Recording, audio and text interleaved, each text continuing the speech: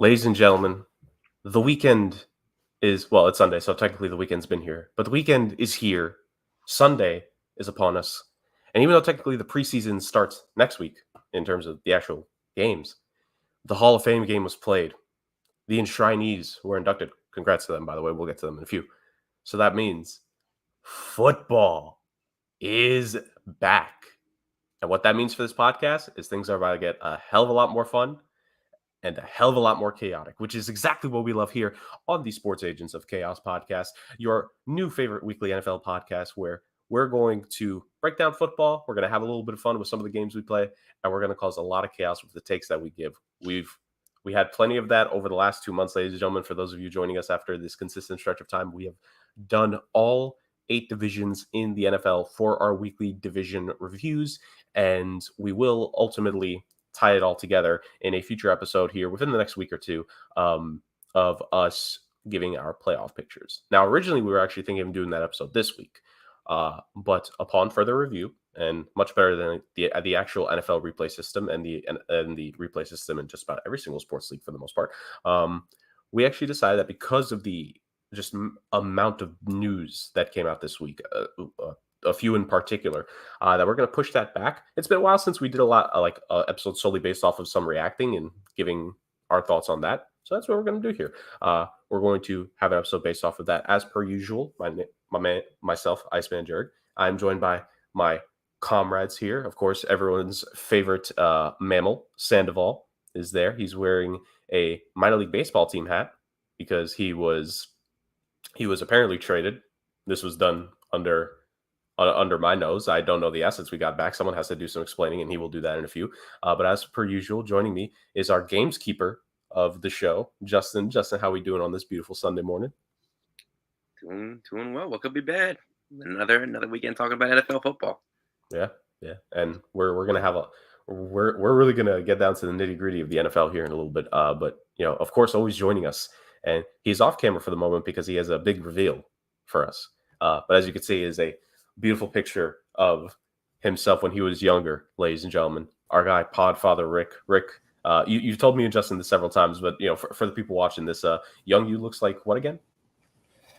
A male Lucille Ball, basically, with that hair. Yeah, that's actually I think my first or second grade class picture, believe it or not. So that we're going all the way back to like 1996, 1997 with that, basically.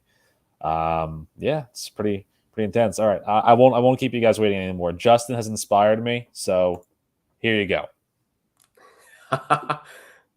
I love it. I love the pattern. Yeah. It looks so good. Thank you very much. Yeah, I needed to up the shirt game a little bit, so I figured, why not go with a little tropical theme, lost in the blue wilderness theme, something of that nature. So, yeah.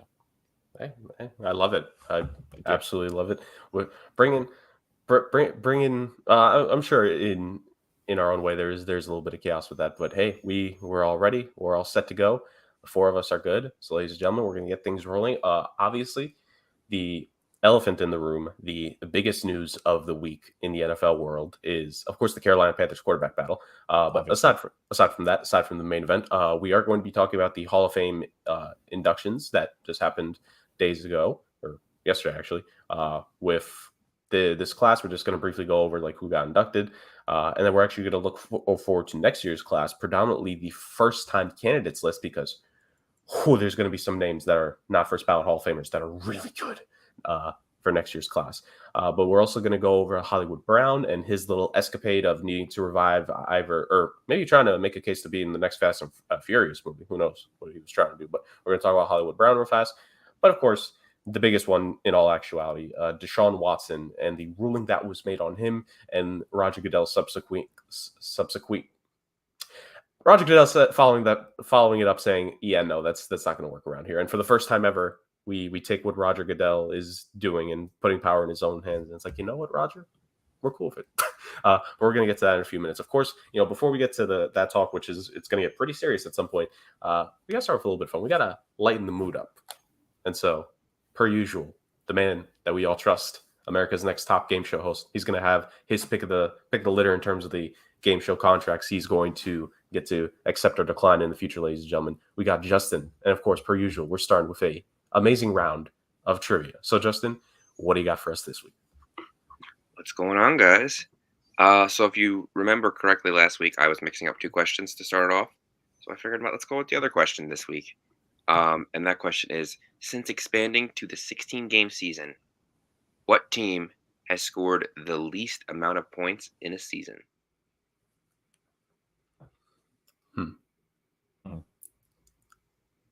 Okay, so immediately, all the candidates that we have to think of are like 2-win teams or less.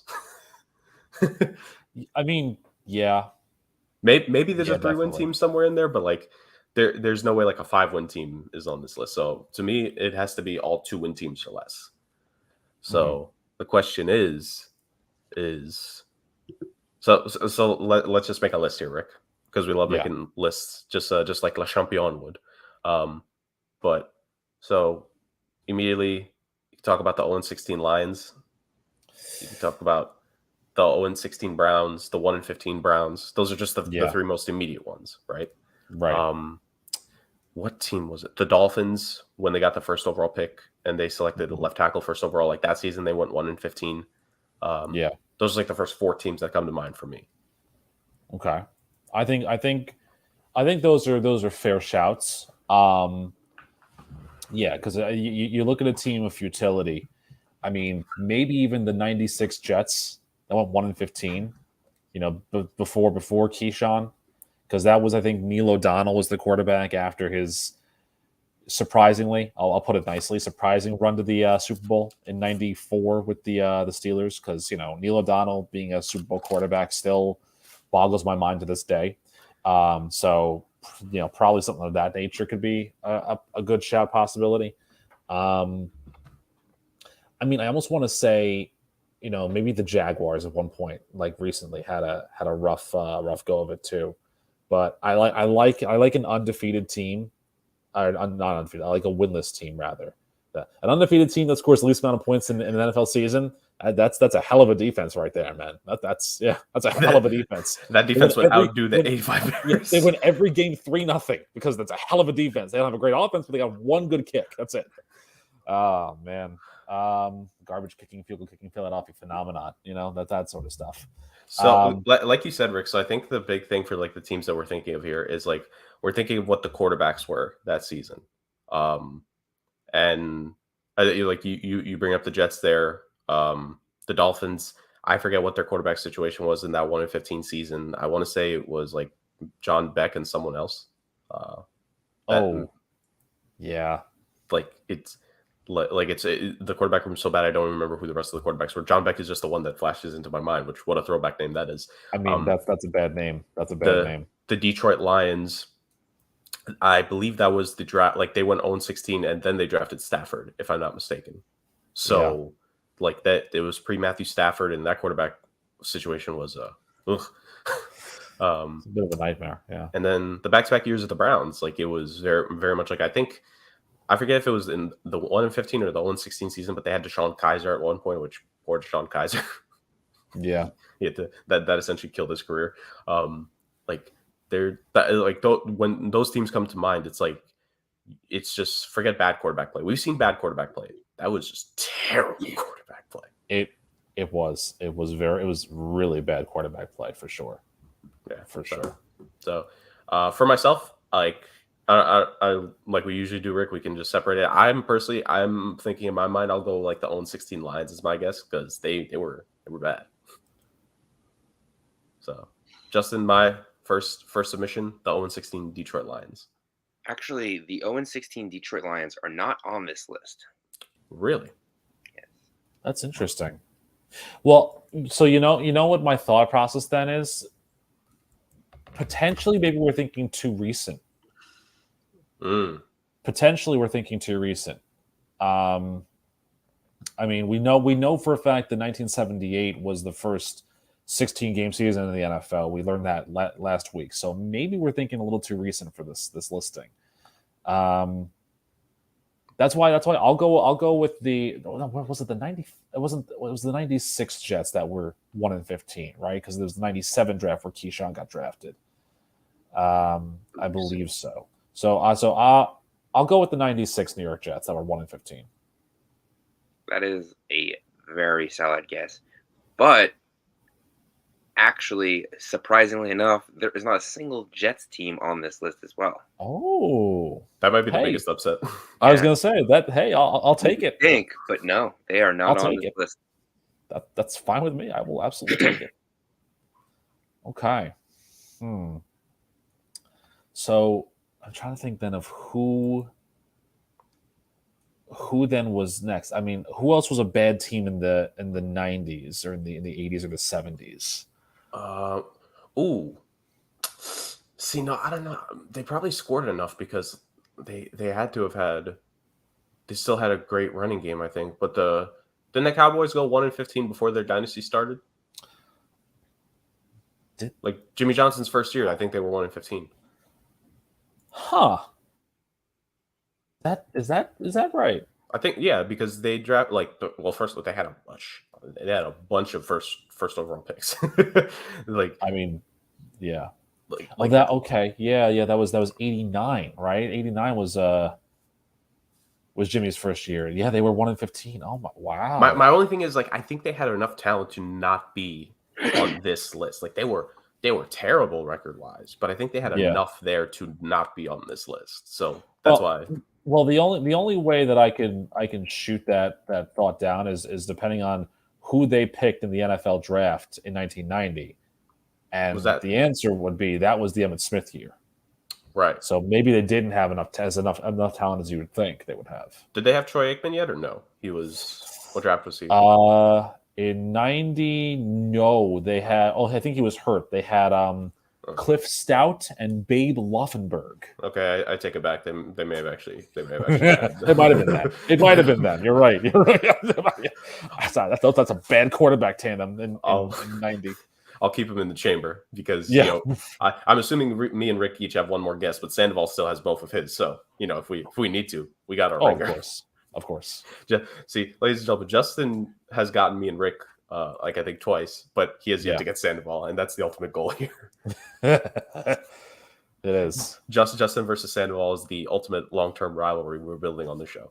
Oh my God. Yeah, absolutely. So you have me thinking now too, how Tampa Bay was really bad at one point, right? Well, so they've been bad several times, but I can't think of a time in the 80s and 90s just off the top of my head when they were like a 1-2 win team. When their franchise first started, but it was before it became a 16-game regular season, I think. Like that's when they were a winless team and they had like a 26-game losing streak. Like they lost everything in an entire season, and then the next season they lost almost every single game as well. But that was before the 16. That was 14 games. Yeah. We're going from 1978 on, and if you guys would like a hint, I'll just throw it out there. There's no team in the 80s. Okay. So that takes out the 1-15 Cowboys, I think. They're not even on my top 10 list. So then, well, okay, so there's no team in the 80s, that's fine. But were the Saints bad in the late 70s as well? No, it's 2 years in the 70s. No one on the 70s in the 70s and 80s are on this list. Okay, so we're talking 90s, 2000s, 2010s. 90s and on. God, who else was terrible in the 90s or the 2000s? Tim Couch's Cleveland Browns. It's not a bad shout. That's not what year was that? Or does it even matter what year it was? We're just saying the team that it was. Well, no, we're given years, but I think Justin wants a season. Oh, okay. Yeah, I mean, you want to start guessing teams? You each got one guess left. I guess you could. I'm trying to think. When was Tim Couch's first year? So what year was Donovan McNabb drafted? Because that was also Tim Couch's draft, right? 99. So that was the 99 year, I guess. So he drafted 99. He started 2000. No. What happened? No. He played in 99. He played in 99, and they were 2-14. And I think they were because Tim Couch was an absolute bust. I mean, yeah, you know what? I'll go 99 Browns. The 2000 Browns are, I believe, tied for third on this list. Oh, wow. Okay. Wait, so the 2000 Browns are worse than the 99 Browns? Point I don't scoring know about wise? record-wise, but they scored less points. Wow. Wow. Wow. Yup. Wow. Only 10.1 points per game. They only ended up with 161 points, which is the third Oh. worst, tied for the third worst in NFL history. Oh my God. 161 points. Jesus. So I hate to say this, maybe Tim Couch wasn't the problem. Oh no, he was definitely a big part of Oh, no, the but didn't he get hurt in 2000? I don't think he played the full season in 2000. So I think if he played the full season, maybe they would have had more points. Maybe he wasn't the problem after all. Maybe they would have gone from tied for third to ninth on this list. Yeah, right. Oh my God. Oh man. Oh, So awful. so this is a bit of a struggle for me just because I can't place my brain on any specific teams in the 90s. So Well, there are some teams on the 2000s in this list. No one passed 2010. which makes sense Yeah. because I think the league is That's so when the offensive now. offensive The league explosion is so started. offensive now that even like the 0-16 Browns team, like they scored a little bit. So that makes a ton of sense. Yeah, my only guess really right now is that Dolphins team. I forget which year it was. I want to say it was I think it was the 07 Dolphins that had one win. And Went they from were 1-15 to Yeah. 10-6 the next year and made the playoffs. It's one of the biggest jumps of all time. yeah, they're the only team that's bouncing in my mind because I already went with the 0-16 Lions and they weren't on the list. So that 1-15 Dolphins team is like the only team that's like really sticking out to me in terms of like a while ago. Which if this has taught me anything, it's that from now like I need to start like in my free time just going like through like 2001 NFL season Wikipedia and like just look at all those teams. Yeah, no, I mean we have Sandoval, so I'm pretty confident. I will go with those 07 Dolphins, that 1-15 Dolphins team. That 1-15 Dolphins team from 2007 is not on the list. Damn. Oh. Damn. Wow. How dare they Okay, be competent? So we're both out then, I guess, right? Yeah. Okay. So I'm gonna try and get, something from Binghamton up there to see where he can help me out with this.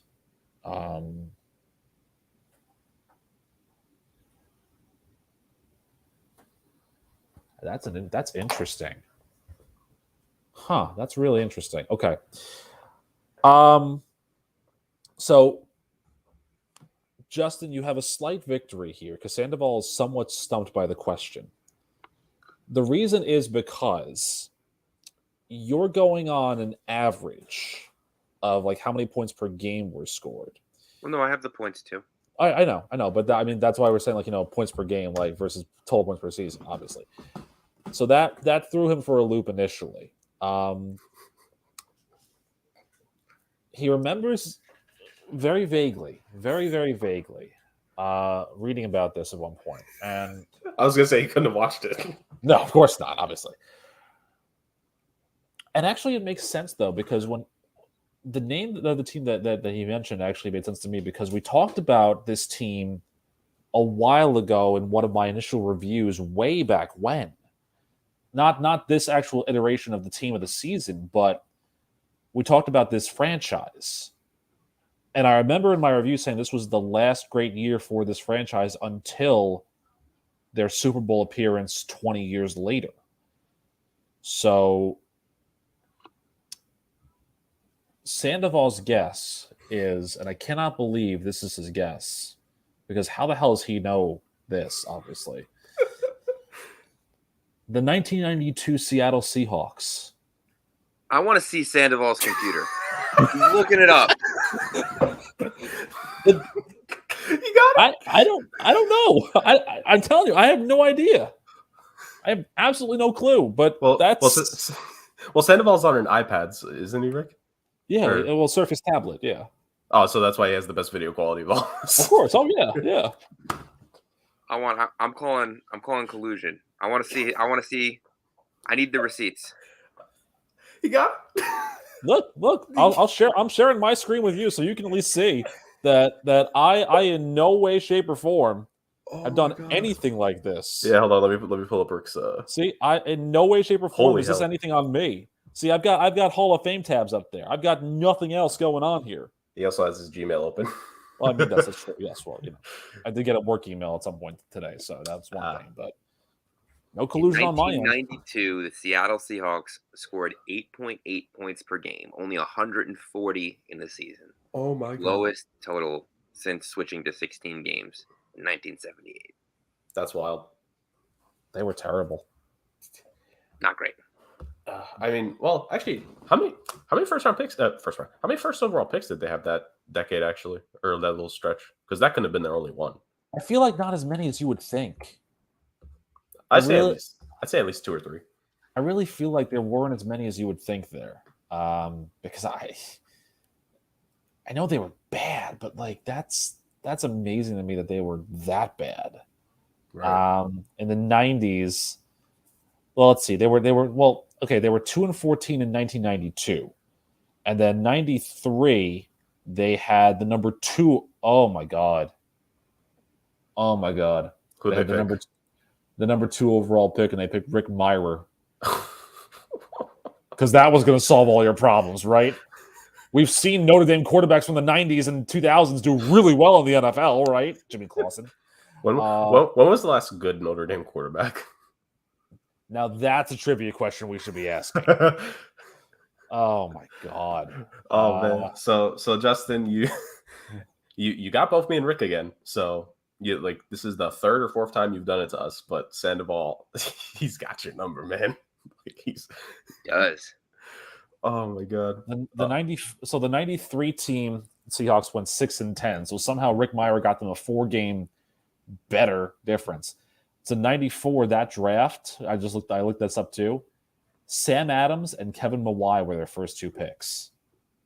If they had just held on to those 2 guys, that would have been the anchor for years on both offense and defense. If they had just held on to Sam Adams and Kevin Mawai, they would have been perfect. Well, not perfect, but close enough. Well, Rick, as the saying goes, there's a reason why bad teams stay bad, and Seattle stayed bad for a good reason. I mean, it's also Seattle, so I mean, that too. A lot of rain. Yeah, a lot of rain.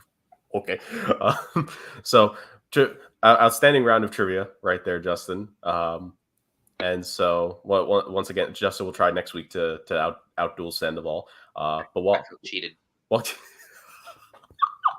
While he tries that eventually, let's skip to something where it's more opinion based than fact. But that is our would you rather. Justin has done an outstanding job of giving us some really good would you rathers here. So we'll continue. Of course, ladies and gentlemen, as you know, if any other would you rather, Justin gives us 2 to 3 options, and me and Rick decide. This is where Sandoval officially takes a back seat and basks in his glory of winning. So, Sandoval taunts every single one of us, including me and Rick, by the way, because whenever me and Rick go hitless and Sandoval gets it, he gets free reign of everything. So, while we're all under his shadow, Justin, give us the would you rather. All right, so I figured I'll start off a little spicy this week, and I wanted to know, who do you guys think is going to throw more touchdowns this season? Trey Lance or Justin Fields? Ew. What a rough question. So, do you want me to take it first? A rough question. Yeah, go ahead. You take it first. I mean, so I will say for the record, I think Justin Fields, I really hope Justin Fields has a great year. I hope all the best for him because he's going to need it. I think this one, I don't want to say it's the obvious one, but I just think based off of the weapons, and I know we've spoken about their potential of maybe getting hurt, but he's got Deebo Samuel, he's got Brendan Ayuk, he's got George Kittle, and we know the Shanahan scheme. It's they could also get their running back some catches. I think it's going to be Trey Lance. I know, and maybe it's because you also do have to think about the fact that maybe they're going to be a bit more run heavy, because this is going to be his first year. But I just think the weapons and just the scheme and everything else favor him. It's also his second year learning with Shanahan. Justin Fields, it's going to be his first year with Eberflus in the offense that they're going to be running. Like the advantages point in Trey Lance's favor, so I'm just going to go with Trey Lance here. I mean, there really is no argument you can make for Justin Fields in this regard, just because, again, look, I liked what Chicago did in the draft because they did what they could do. They weren't going to hit home runs with the picks that they had, but they tried to add pieces and add bodies to the room that made the most sense. If San Francisco holds on to all their weapons, and that's an if Deebo Samuel's still there at the deadline, and if they use Brandon Ayuk properly, then yeah, I as much as I ragged on him last week, I think there's no way you can see Trey Lance throwing for 3,500 yards this season or somewhere in that neighborhood. Justin Fields, I don't know. I mean, I go to what there was an article about expectations for second-year quarterbacks, which was released, by the way, about, I want to say, 7 to 8 weeks after we talked about it on this podcast. So Bleacher Report's got to, get on their game, obviously. Justin Fields' expectations were only 2,300 passing yards and a 1-to-1 ratio pretty much on touchdowns to picks because he has nobody, and the Bears are not going to be good this year. Yeah, I mean, again, I think there's really no way to take Justin Fields in this argument because, you would be basically wishing and hoping that Cole Kmet becomes a touchdown catching tight end savant and that Velus Jones turns back the clock and becomes the best 25-year-old rookie in NFL history. But I don't see any of that happening. I really don't. So to me, it's Trey Lance as well. It is. All right, interesting. I'm thinking about it, and I think I want to give you guys the same question with a couple different quarterbacks. Reasonable. I'm going to ask who will have more touchdowns, Drew Lock or Kenny Pickett? I thought you were going to say Geno Smith. Jacob Eason. All right. I'll start with this one. I think by nature of the fact that Mitch Trubisky and Mason Rudolph aren't clearly winning the training camp battles in Pittsburgh, that we're probably going to see Kenny Pickett a lot earlier than any of us anticipated. And I think because of the fact that Seattle, for whatever reason, I don't know why, that they love Geno Smith a lot more than Drew Lock at the moment. I think the winner of this battle is going to be the guy that plays the most games. Now, personally, I feel like this is going to be maybe a 5-2 battle because I see Kenny Pickett being young and I see him struggling initially, but I don't see Drew Lock playing as many games as you would think because I think that they are so committed to Geno Smith for whatever reason that it just doesn't really jive in my book. So I'm going to pick Kenny Pickett, but I'm going to say that neither one of them is going to throw more than 15 touchdown passes this year. Maybe not even 10. I don't think Drew Lock's going to get in as many games as you think. And I think that when he does get in, he's not going to play as well because it might be garbage time. And who do you think will play more? I know you. How many games do you think each will play? I know you said you think Kenny Pickett will play more. I think Kenny Pickett's going to play 7 games this season. And I think Drew Lock is going to play 4, maybe 5. But I think Pickett might be winning the battles, but I feel like Trubisky's going to get the QB1 nod. And then I think when it's not working out with Trubisky, they're going to go to Mason Rudolph because it's going to be you've been here the longest out of anybody else. I think Pickett will come in towards the end of the season to try and get some of that pub. But I can also see him maybe playing in game 1 or game 2 to kind of show little flashes.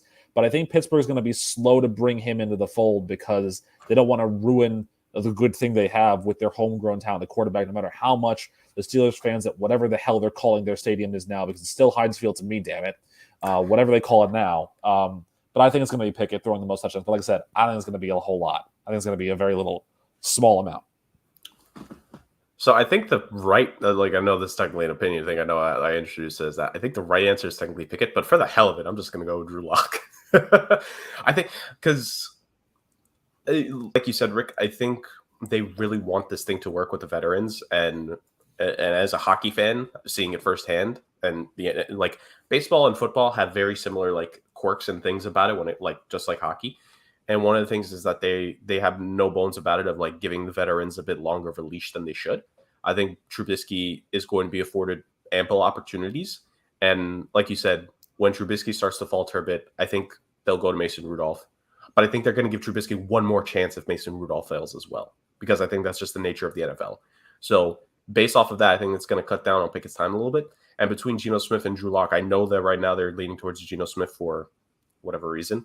But I think Drew Lock will get the opportunities to be able to get in. And hey, like garbage time might be garbage time, but touchdowns still count in garbage time, baby. And when the second, third string defense is out there, and if that's who Drew Lock is facing, you might throw a couple long balls to some of the guys on that Seattle team. So I'm going to give a very slight edge to Drew Lock there. And I think also, I think Drew Lock will eventually get a couple of chances to start. Just you can't be a professional football team and give Geno Smith 17 starts. You just can't. I know there's no relegation, but you deserve to be relegated if that's the case. So I think eventually Drew Lock will get a good chunk of starts. I still think, like you said, probably most of them will go to Geno Smith, but I think Drew Lock will get enough of starts plus garbage time to be able to just barely edge out Pickett. But I think it would be by 2 touchdowns at most. So yeah, like a 13-11 type deal or something like that. So yeah, we're not talking about world beaters here. We're talking about Geno Smith and Kenny Pickett. And we're not talking about continent or country beaters either. No, forget the world or municipality beaters at that point in time. Yeah. Oh man. So there's that. Do we have one more or? Yeah. Let's get one more in. I'll stick with the quarterback theme. Who do you guys think is more likely to make a playoff in their second year starting? Trevor Lawrence or Mac Jones? Oh, so you're not throwing Zach Wilson into the mix there, really? No. Well, no. Zach Wilson's. I don't think he'd be the answer over either one of them. I think it's much more. Zach Wilson's the MVP, Rick. Come on now. I mean, yeah. No, look, Zach Wilson. Flanked by Bailey Zappi. I don't expect him to make that leap this year to the playoffs. I mean, I expect him to make a leap, but let's be realistic. If there's a quarterback with a second year that has a playoff chance, probably Mac Jones. But Trevor Lawrence is still that number one pick. They added weapons around him for the first time. They have a much easier schedule than they did last year. Who is more likely to make that kind of Cinderella push this year? They also have a better coach. Worth noting. Well, yeah, I mean that's true. Yeah, I mean, I think for the reasons you outlined, I think Trevor Lawrence. I think Mac Jones got into the playoffs kind of as an aberration last year because New England wasn't as exciting as I think people anticipated them being, or as they thought they were going to be. But Jacksonville added the weapons, and you're right, their division is winnable, or at least a wild card is a tenable operation. If you don't believe that the AFC West is going to have all 4 teams make the postseason, somebody's going to have to win a wild card at some point. It could be Miami. That's a fair shout, I think. But I think also the possibility, Baltimore may be a possibility as well. But I think the opportunity for Jacksonville is there because they're I think the clear-cut number 2 team in that division. I think Tennessee is falling by the wayside. I don't see them doing a whole lot this year. I mean, except for Derrick Henry. And then Houston's god-awful. And if we're talking about the AFC East, I mean, the Patriots might not even finish third because the Jets are going to finish third, And so Miami's a better team. So I feel like Jacksonville's got a better shout. And I think that Trevor Lawrence has learned from last year. He's in a much better scenario. I think Doug Peterson's going to help him out tremendously. And I think the weapons that they added really make for a more full offense that he can work with, and he can start to feel like he's back at Clemson again. And so I think in that respect, I think Trevor Lawrence is the better shout. It's not a knock against Mac Jones, but it is, but it's not. It's more of a case about the fact that I think Trevor Lawrence has a lot more room to improve this year. And I feel like he can make those improvements pretty consistently and stay out of the trouble that sophomore quarterbacks in the NFL usually fall into. Fair. So it's tough for me. So just for all intents and purposes for the people, both quarterbacks will not make the playoffs. Trust us on that. But if you have to give one a better chance than the other, it's hard because I still think there's a little bit of that. There's Belichick there, and they're going to get wins that they have no business getting. But the Patriot, like we said, the Patriot schedule is tougher compared to the Jags, considering where they finished. They them making the playoffs last year, kind of like Rick said, I think a lot of circumstances went their way for them to make the playoffs. I think Lamar Jackson's injury, I think the Dolphins being terrible in the first half of the year and then completely turning it around. I think a lot of circumstances helped the Patriots make the playoffs last year. I don't see it breaking their way this year. And I think Mac Jones, like between two of them, like Rick said, I think with Trevor Lawrence, like he had the rookie struggles last season, but I think Lawrence has more of the tools to overcome the usual second year quarterback slumps. Whereas, and also it's a new offense. And I think unlike what I said before, when it came to Fields and Lance, I think the new offense is going to be better for Lawrence because once again, it's a better coach. And where I think a lot of people are going to be able to figure out the limitations on Mac Jones. And I don't think there's enough on that Patriots team weapons wise to like hide Mac Jones. So I'm going to agree. If I had to give one of them a better shout, I actually would give it to Trevor Lawrence. I think the weapons are there. Like you compare number one options on each team, Christian Kirk to whoever on the Patriots, you probably take Christian Kirk, which congratulations, Christian Kirk. That contract is worth something against one team at least. You have, like Rick said, I think just I know the coaching advantages for the Patriots, but I just think there's more there. Like the jump for the Jaguars from last season's talent to this one is way more substantial than the Patriots jump in talent.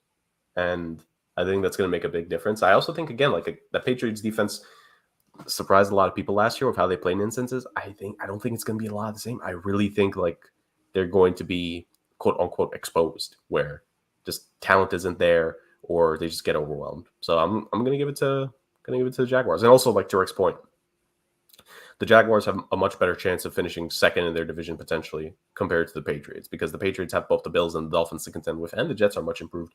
Whereas we know the Texans are bad. The Jaguars seem to split with the Colts every single season for some reason, so they'll at least get a win there. And then if the Tennessee Titans completely implode, fingers crossed, then they might actually end up being second. So let's go. We're all in on Duval County. I don't know if I'm that far in on Duval County, but I mean, I'm there over Nashville, basically. So yeah, well, yeah. Florida over Nashville, not necessarily a shocking thing. Nashville's a beautiful city, though. It is. Nashville's beautiful. Great city. You know, they got a choir for Pat McAfee the other day, so that worked out pretty nicely. And that concludes this week's rendition of NFL Would You Rathers. Justin, once again, absolutely outstanding. You continue to prove that the old hosts that are currently hosting like Jeopardy or Wheel of Fortune, they got to watch out because you're coming in the future, bud. See, I hope so. we're gonna lose Justin at some point to one of those big gigs, and it's like, you know what, he got to start here. We can claim a Sports Agents Chaos Podcast alumni. Although I think Sandoval will be the first alumni of the group because he's just going to become a sensation. So moving on from the fun and games, as we've talked about, we have an NFL news dump to go over. Quite a few pieces of breaking news this week. Some better than others. And so I'm not going to have us waste any time here. We're going to go with the big fish of it all. And I already made the Carolina Panthers quarterback joke. I probably should have saved that for here. But in reality, let's talk about the big news and the following news that happened as well. Deshaun Watson, ladies and gentlemen, he has been a character on this podcast, to say the least. We talked about it, him early on. We spoke about, when we did the AFC North, we mentioned what is the Browns ceiling with Deshaun versus without Deshaun. And that was a big crux of what we thought about Cleveland for this upcoming season as to where they were in our predictions. And his name came up again, and this time it caused a firestorm, to say the very least. Deshaun Watson, based off of the investigating by Sue L. Robinson, I believe is I'm pretty sure the L is her middle initial, Sue L. Robinson, she decided that the fitting punishment for Deshaun Watson was 6 games. Now, this was a thing from the most recent round of collective bargaining from the NFL between them and the Players Association, where not like decisions of this stature would not just be made forefront by the NFL, like by Roger Goodell at first. It would be given to an independent third-party arbitrator, and they would decide a quote-unquote proper course of punishment, and the NFL would then get the option to appeal it and essentially take control, as what Roger Goodell has done throughout a majority of his tenure.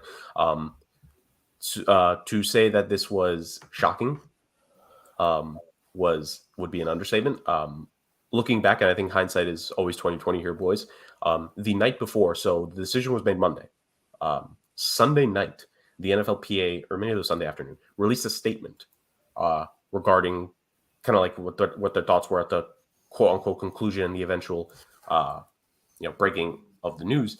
And you look back at the statement that they released, and it can't they obviously knew what the decision was going to be in some way, shape, or form. But they were cool with it because they knew this was going to happen. Because for the NFLPA, this is a win for them because they were able to avoid having a player suspended for a long period of time, which is it feels weird to say it's technically a win in this situation, but that's what the PA in every single league is for. It is to reduce the punishment for the players in situations like this. So in that quote unquote instance, it's technically a win. But to say the least, it was not necessarily a win for the NFL. A lot of people lost their minds, and a lot of people were not happy with the decision by Sue L. Robinson.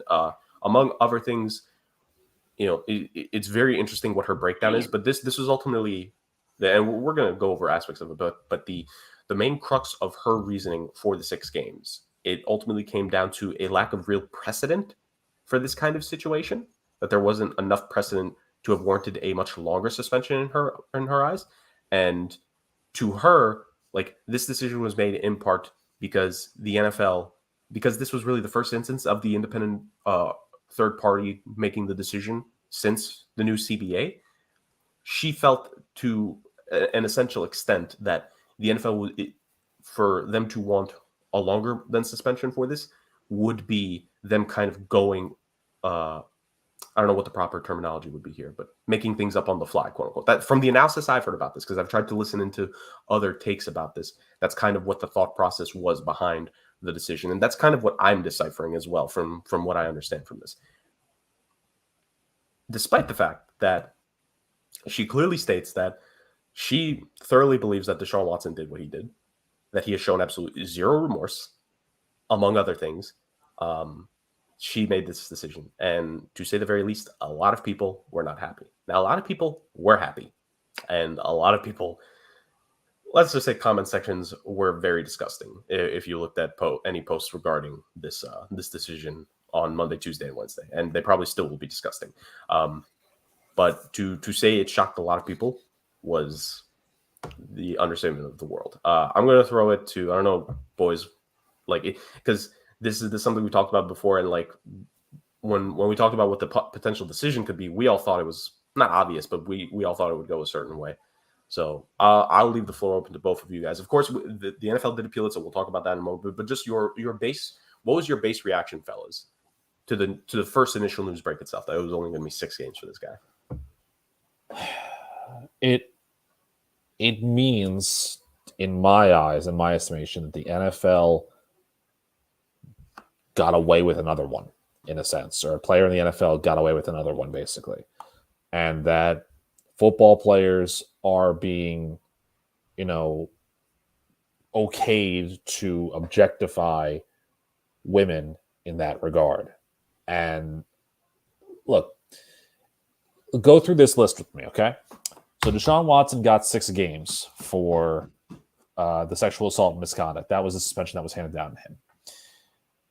Josh Gordon got suspended for 78 games for marijuana possession, right? Calvin Ridley is suspended for a full season because of gambling. Vontaze Burfict was suspended 12 games for targeting. Why is sexual assault and sexual misconduct a worse crime than gambling or targeting or marijuana possession when it's legal in some states now to have marijuana possession? Why is that? Why is the basic etiquette and behavior such a minor misdemeanor compared to everything else that we see? Remember we talked about the integrity of the game clause here? Why is detrimental to the game conduct? Why is that just thrown away to the side here? And I also mentioned this too. We talked about it. The NFL wanted the precedent set. Trevor Bauer got suspended for 2 years by the MLB. 2 years for what he did. The crimes, while not the same, can be construed in that category of assault and misconduct. And so there's your precedent.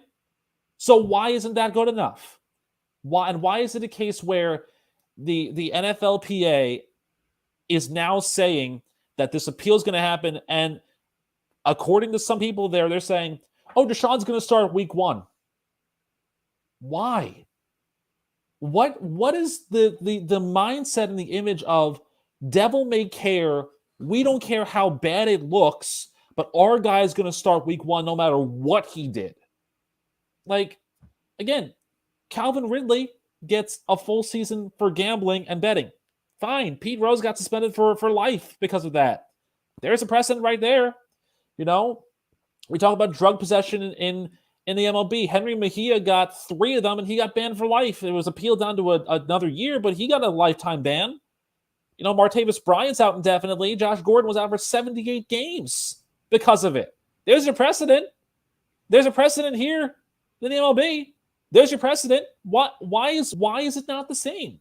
And why is it that this crime, which it is, it's a crime, is being taken in such a light, airy jaunt by the NFL and by the Players Association? I don't understand. I don't understand the incompetence. I don't understand the clerical nature of where we think that crimes and misdemeanors fall, and why you think there's no precedent when clearly there was one. I expected more from this league, and I think this really you can do all the clutch catch, pink jersey, pink glove thing in October, and you can do all the breast cancer awareness, charity fundraising, all of that, and it's not going to change the fact that on this instance, with this many accounts against Watson, that the NFL messed up and that the justice system messed up here. So I'm not happy. I'm truly not happy with this. Yeah, Justin, real quick before you go, just because I want to make a couple points known to the people, because depending on who sees this podcast, and they're going to have their own reactions to certain things. Just for anyone that's going to react to what Rick said, let's keep a couple things in mind here first. Yes, we all understand that this first decision was made by a third party. We get that. The third party, in order to make the decision, Sue L. Robinson, was given her information via the NFL. The NFL only had 5 of the cases detailed against Deshaun, 5 of the 20 plus cases. Now, part of the reason why it was only 5 was because if you remember this time last year, around here, that the NFL was actually trying to have interviews with some of the victims of Deshaun Watson's acts. And 2 of the victims that did, end up speaking with the NFL said that they felt that there was a lot of victim blaming and that they were being attacked in those investigations with those questions way more than they were trying to get what actually happened out of it. So for anyone that's going to immediately knee-jerk reaction and say, well, Rick, this wasn't by the NFL. No, part of it is, man. Part of it is because you didn't do a good enough job to get all the proper information here. You didn't do a good enough job. The people that were affected by one of your players, by one of your premier players, because yes, Deshaun Watson is a premier player in this league, whether you want to, obviously we know what's happened, but let's take that away just for a quick half second. One of the premier players at the premier position in your league he did it. And if in your line of questioning, you were attacking them more than trying to figure out what happened, and then you give that quote unquote information to Sue L. that's on you.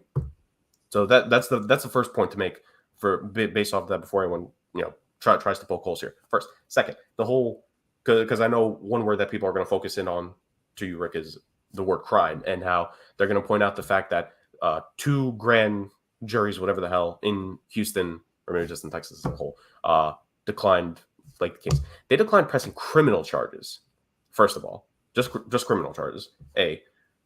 But it's still 20 plus cases, and even the Texans had to settle 30 cases, for themselves. And the word settle is key. Deshaun Watson has settled, I think, almost all of them. I think there's only 1 or 2 left that he hasn't settled. Show me a scenario where you have to settle. This is just where logic comes in. I think this is a thing in society as a whole that we just miss a lot. This man is supposed to be innocent, but he settled this many cases. If he was really that innocent, why would he need to settle? Why not just prove yourself in the court of law, which, let's be real here, like you say yourself, Rick, the justice system failing, the system is set up to where the victim, everything goes against them. The system is set up where the amount of evidence and other factors that the victim has to provide, it's just against them. And this is not the only case of that. There's plenty of others. Heck, there's been other cases in pro sports. Like we like take off the rose-colored glasses, take off your deifying of athletes and entertainers and all this stuff. He did it. Like, and this is the last thing before I throw it to you, Justin. Like, Sue Robinson specifically, if there's one thing that she did in this report that you could say was right, she even said, and this is for all those people that are going to, again, go to the grand juries said he didn't do it. Again, no, that's not what they did. They just didn't press criminal charges. But he could still be charging courts just as civil lawsuits. Sue Robinson said he did it. Like, let's be real. She said straight up, she didn't believe him. She didn't believe he was contrite. She did not believe his testimony and his quote unquote. He did it. She says it. She says it. So you can't hold on to the fact that it's all alleged. It's this, it's that. No, he did it. He did. Like, there's no room for argument there, because everyone loves going based off of what they said. And you love to point out the fact that the investigator only suspended him 6 games as the win. Yet you want to ignore the fact that she says, and I don't think this is like saying it too much, he did it. So that to me just like settles it cut and dry. And the fact that it only came to the 6 games, and obviously I know, like, Rick, with you pointing out to the other leagues, you're 100% right when it comes to the Trevor Bauer stuff. But again, this was my interpretation on what she was saying. She specifically went to just the NFL. And I think that was a big issue here, where her quote unquote precedent, like what we were talking about, it was just based off of what the NFL has done in the past and with these kinds of situations. And what are the biggest situations? And I know your reaction, because I have the same reaction. I think it's completely wrong and BS. But the most notable cases of this recently were Ray Rice, Ezekiel Elliott, and now this. Ray Rice was only 2 games, and the league effed up big time. And Zeke Elliott was, I think it was a 4. Yeah, I think it was 4, but I think the league made it 6. I don't know. It was something, but it was 4 to 6 games. Yeah. And that was a big thing with her thing, and the whole precedent factor, which was just Jesus Christ. So there's that. I just want to clarify those points for the people. Justin, I apologize if you were going to make any of those points, but go, my man. What were your thoughts when you just saw this news break? Listen, you guys pretty much covered it. I mean, 6 games is nothing. And at this point, all of these people are at this point becoming compliant. I mean, the Browns deciding that, hey, don't worry about it. We're going to alter your contract. You're not even going to lose any money this year.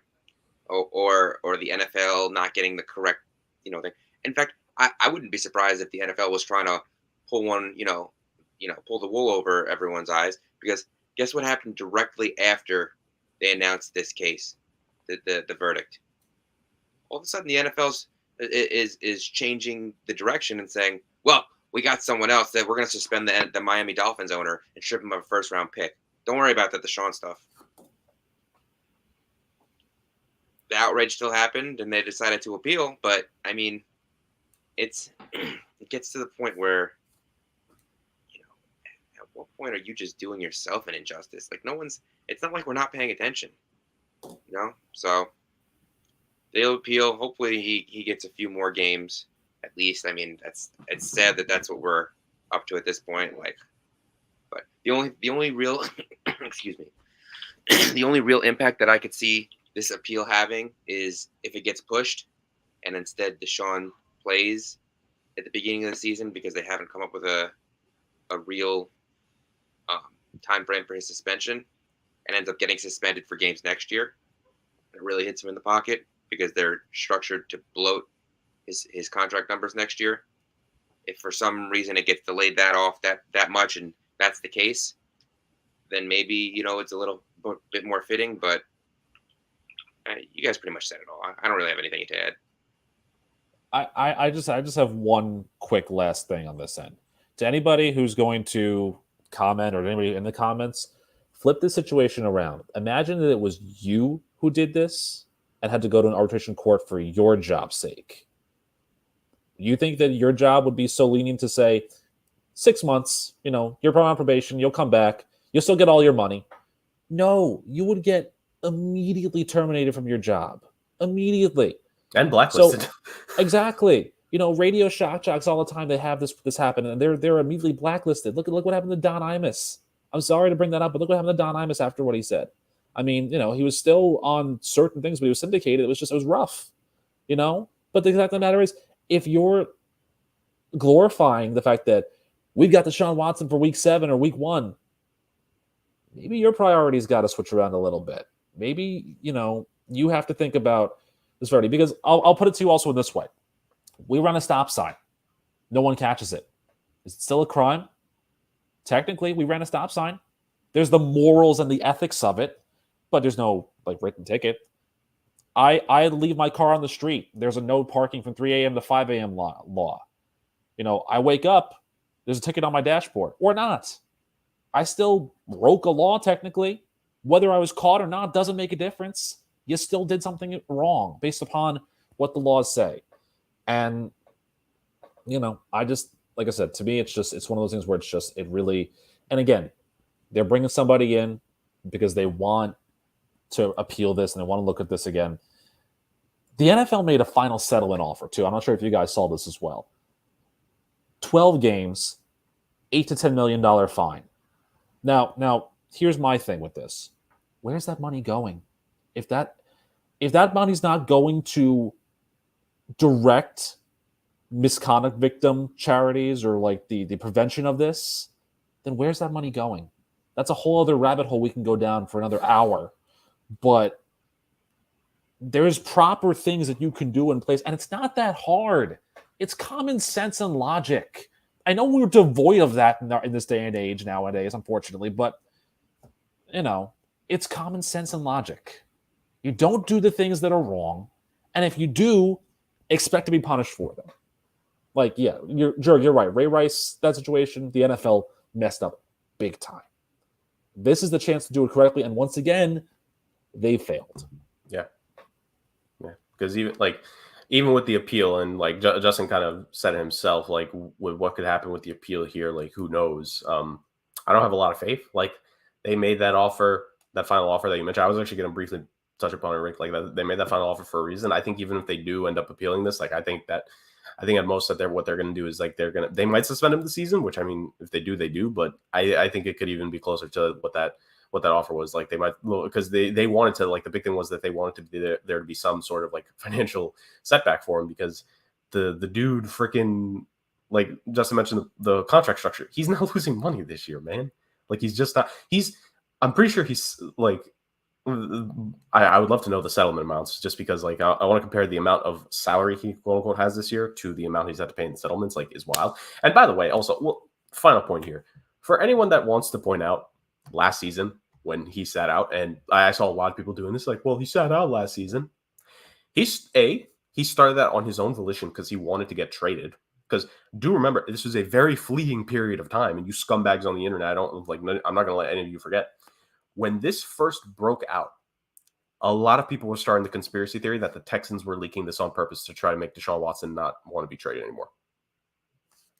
No, I don't want any of you mofos to forget that. That was the very first reaction in the comments of every single post that I saw, that people thought that this was the Texans doing this to Deshaun before it got real. And it's oh no, he actually, this is all him. So I don't want anyone who's trying to be whether it be here, reacting to our video or anything, I don't want any of you to forget what your reactions were to that this last year. He sat out 2021 because he was being a little crybaby, because he wanted to be traded from them. And then eventually, because some people were trying to say eventually the Texans agreed to let him sit. Yeah, you want to know why they did that? To keep him healthy for the trade, which at the end of the day, they knew they were going to be able to trade him at some point and get this haul back.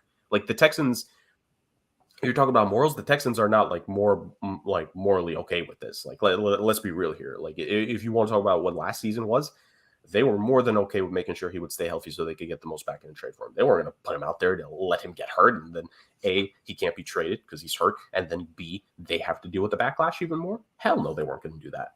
So, and again, NDAs. There's no. You said it, Rick, common sense. Why do you need to get the person giving you a massage to give you an NDA?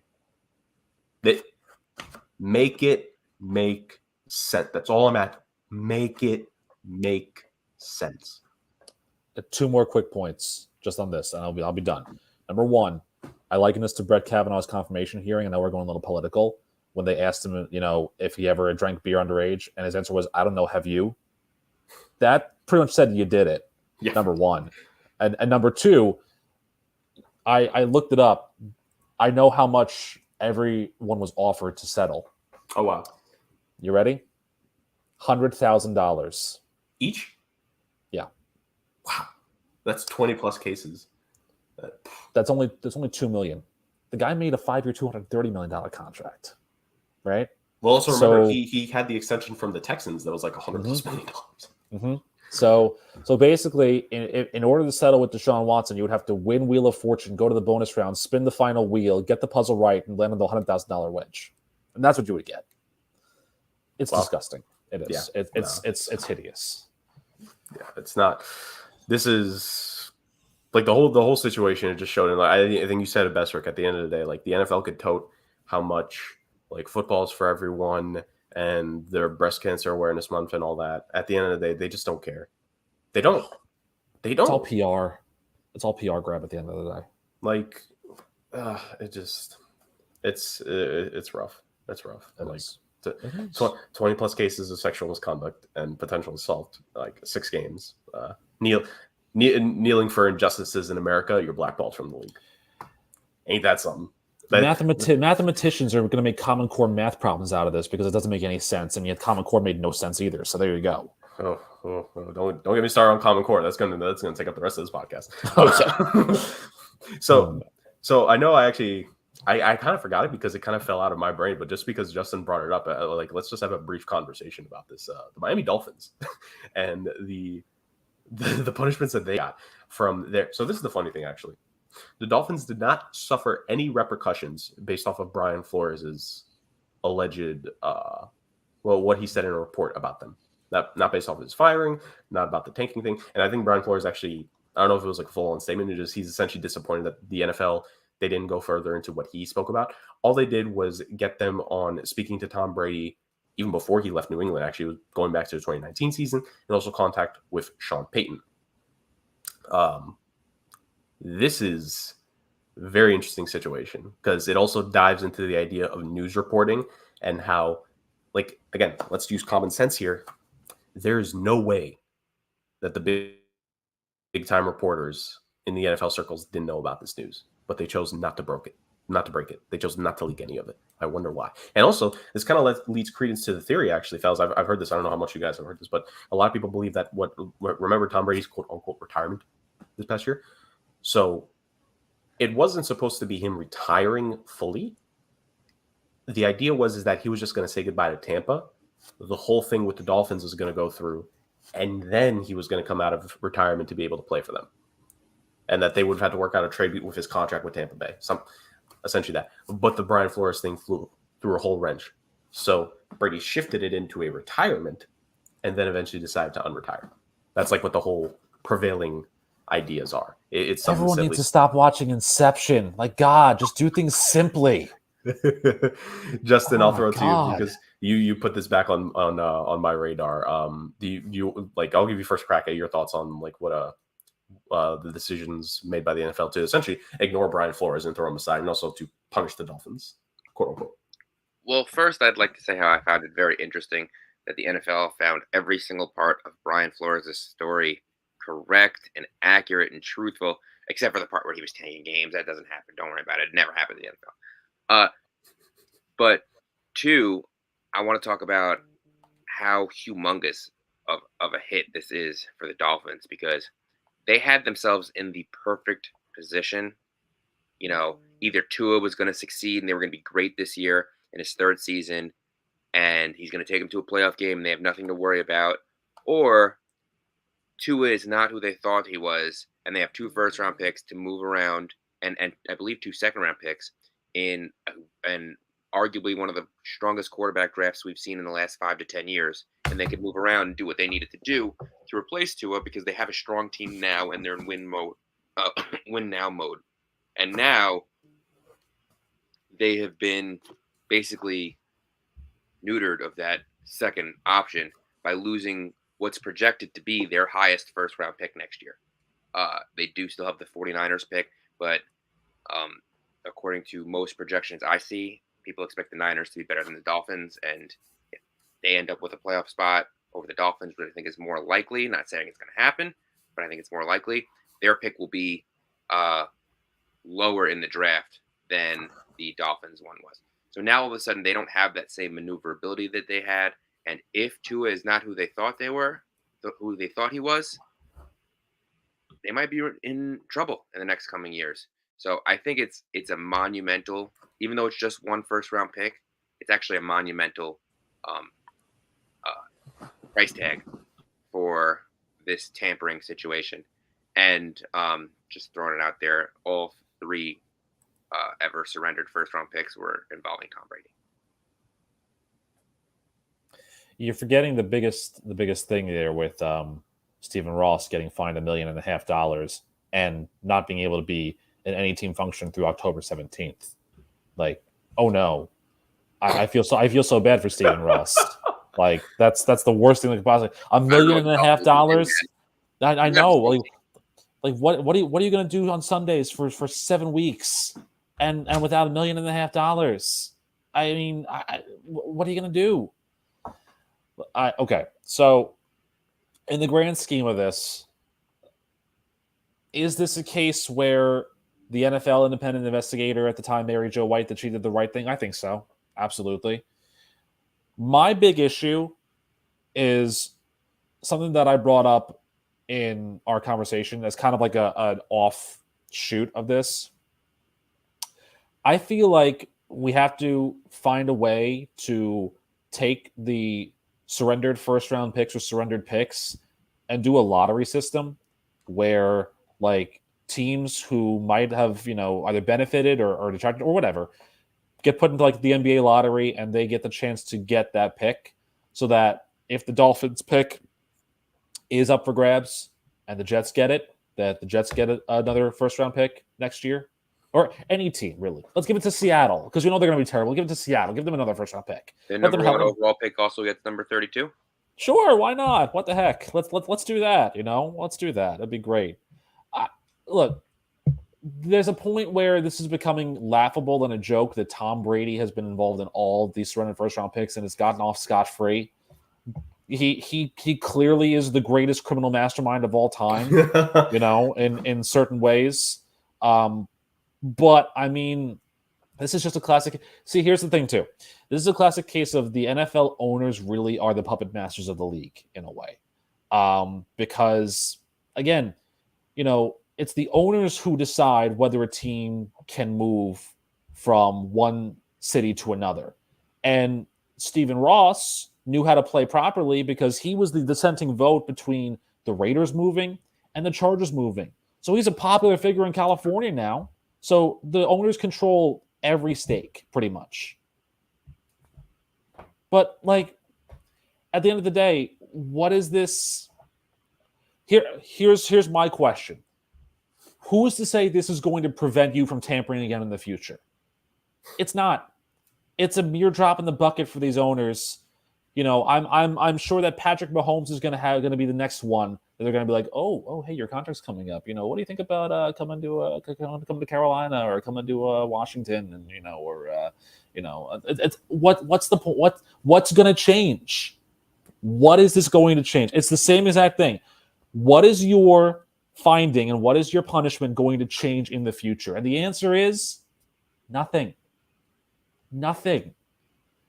You're basically taking away a first-round pick, and unfortunately for a 2024 kid coming out of Eastern Michigan and who's going to get in the third round, you ain't going to get picked because Miami's not going to pick you because they lost that chance. Sorry, Ypsilanti. It cost one kid a lot of money because there's a big price difference between being a first-round pick, being a second-round pick. Mm-hmm. So now all of a sudden there's one kid in there that's going to make a decent amount less money because the Dolphins scummed it up.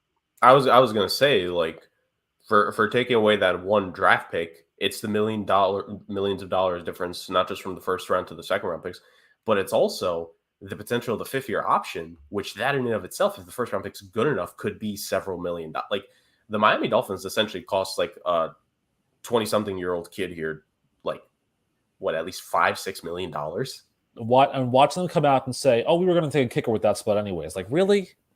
How dare you? How dare you say special teams aren't important for that third-round pick? Sebastian Janikowski, man, first-round pick. It's always the best when it comes back to the kickers and punters, ladies and gentlemen. But yeah, no, like Jerg. I appreciate it. Yeah, the NFL, like this, they're not good at this whole punishment thing, are they, boys? No. Whether it's them, we want to talk about substantial evidence here. I think we have enough evidence to say that the NFL and this whole punishing thing, they're not that good at it. Speaking of punishments that are to be doled out, ladies and gentlemen, so Marquise Brown. Let's move on to this last bit of off the field related news. So Arizona Cardinals receiver Marquise Hollywood Brown was arrested and charged with criminal speeding Wednesday morning. The Arizona Department of Public Safety spokesman Bart Graves, great last name. I think the first name should be a little bit better. Come on now, Bart. Confirmed that Brown was arrested at 7:05 a.m. on State Route 101, which surrounds 3/4 of the Phoenix metro area. Worth noting. He was booked in the Maricopa County Jail and released on his own recognizance Wednesday evening following a brief hearing. He was pulled over while driving 126 miles an hour in a 65-mile-per-hour zone by an officer who was parked under an overpass. In Arizona, criminal speeding is defined as anything 20 miles per hour over the posted speed limit. It is a misdemeanor. This dude went almost twice the speed limit. I mean, on the bright side, and it feels weird to have to say on the bright side here, it doesn't mention he was impaired. So let's at least take that as a good thing. At least there wasn't any alcohol in the system, I guess, because this could have actually ended up being worse, and this could have been a Henry Ruggs type situation. So I guess we have that. I'm pulling at straws here. This is going to be interesting, to say the least. And the number one prevailing joke on social media after this news broke was, I wonder, the big question is, how many more games will Hollywood Brown be suspended more than Deshaun Watson? Because that's the whole thing that the internet just lapped up on, which, again, this is the NFL just not doing itself any favor. Rick, you've... Yeah. Look. Now, Jerg, I know you have a car. You don't have a car yet. You're getting a car at some point. Some of that. Justin, you drive. You drive, I'm sure. Justin, right? You drive. Okay. The far right side of the speedometer, where it's 80, 90, 100, 120, is just a suggestion of how fast the car could go. No one's telling you to punch it to that level. 126 miles an hour. Like, you're lucky that you were going on a straight road and not Lombard Street in San Francisco. You would have flown off the top of the ramp and crashed at the end.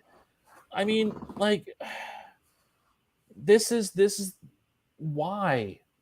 Like, again, if you were cited, you were released because you were not impaired, and you're gone. And he's probably going to play in week 1 or week 2, right? Again, if I did that, if I got a gigantic speeding ticket for going twice the speed limit, well, what happened to me? I'd probably be in jail, right? Why is it not the same logical thing? Why are athletes above the law? This is, and I hate to bring this up, but this is a thing that we talked about with college athletes as well. Why do you think you're above going to class or passing your tests? Because you're an athlete, because you play a sport. Where have we given that level of godliness to these athletes? Like, here's the thing. I read this article that Cliff Kingsbury said this, and I quote, "He knows he needs to be better than that." I have a counterpoint. Does he actually know that? Like, does he actually know that? Cliff, you went to all 4 years of college. Good for you. You now know what it's like to be a head coach. Good for you. He knows he needs to be better than that. I'm sorry. I hate to bring this up. You're wrong. And like I said last week, you should be fired at the end of the season. This is just adding more to your pink slippage. The pink slip for you is going to be like the CVS receipt. It's going to be how long it is now. You can't win games in the second half of the season. You can't. Yeah, exactly. Yeah, it's just. Like, I'm so glad I had this thing on me. Yeah. Thank you. Props. You know, we're goddamn Carrot Top over here. We have props now.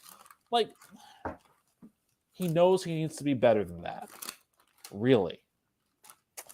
I'm so glad that we're not doing a Sports Agents of Chaos Uncensored or After Dark, because I had a bad thought run through my head that I'm going to put in our private chat that I'm not going to say out loud because it's awful. But just know that what I have to say it's pretty bad. It's pretty bad. Also, proof to anyone, by the way, it is CBS. Just so people know. Yeah. Just had to. We got to prove to a lot of people different things this week. It's pretty wild to say at the very least. Justin, any thoughts on Hollywood Brown just trying to destroy the sound barrier, or? If you need a rush, why don't you go skydiving, dude? Like, why are you putting other people in danger? Like, there's so many other things you could do. But from a purely football standpoint, if he does end up getting suspended, it's going to be humongous for the Arizona Cardinals, because I would say probably the toughest stretch of games they have is that first 3-game stretch, and they will be without DeAndre Hopkins. Right. So I had them winning the division too, man. Come on. Yeah. They have a really, really tough stretch the first 3 games where they play, I believe, the Chiefs and I think the Rams and someone else. It's a really tough stretch. And if he's suspended for 2, 3, even 4 games, that's 4 games without their top 2 receivers. Yeah. So you fantasy cats, you might want to pick up AJ Green and Zach Ertz early. Andy Isabella. Rondale Moore. Yeah. Larry Fitzgerald, because he'll come back for another season now with this whole thing. He still could, actually, by the way. He still could, and he would be better than... Larry Fitzgerald is the consummate NFL professional. Like, he's done nothing wrong, ever. Get him back. Have him lead classes on how to do things properly. Yeah. Like, oh, my God. He's got more tackles than drop passes. That's the greatest stat. He's got more tackles than drop passes. Like, you want to talk about a professional, that's really good. He's the greatest football product out of Pittsburgh since Dan Marino. Sorry, Kenny Pickett. Yeah. Hey, Kenny Pickett could have his name on that list, fellas. Darrelle Revis. No. Fitzgerald's better than Darrelle Revis. That was almost the perfect segue, Justin. You were a topic or two away from that. But Be a Jets fan. We'll get to... Hey, I appreciate guys who went back for an education career, because he went back to University of Phoenix. Like, I'm going back to Liberty for a doctorate. I appreciate that. You know, I get it. Darrelle Revis towards the end of the season was terrible. He didn't even play for the Jets. He played for everybody else. Like, Fitzgerald stayed with one team for his whole career. I respect that too. Like Tony Gwynn.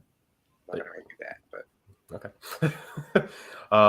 Yeah, no, Justin, I think your point's good, and he does have actually a court hearing about this, by the way, later in the month of August. So it'll be interesting. Of course, to see he does. I mean, I would hope so. It'll be interesting to see what comes from that. Real quick before we actually move on to the next 2 topics, here we're going to kind of hit 2 topics back to back since it's close together. What's the fastest you guys have ever been in a car when it comes to driving? Whether it was you driving or you were with, like, your friend was just going crazy.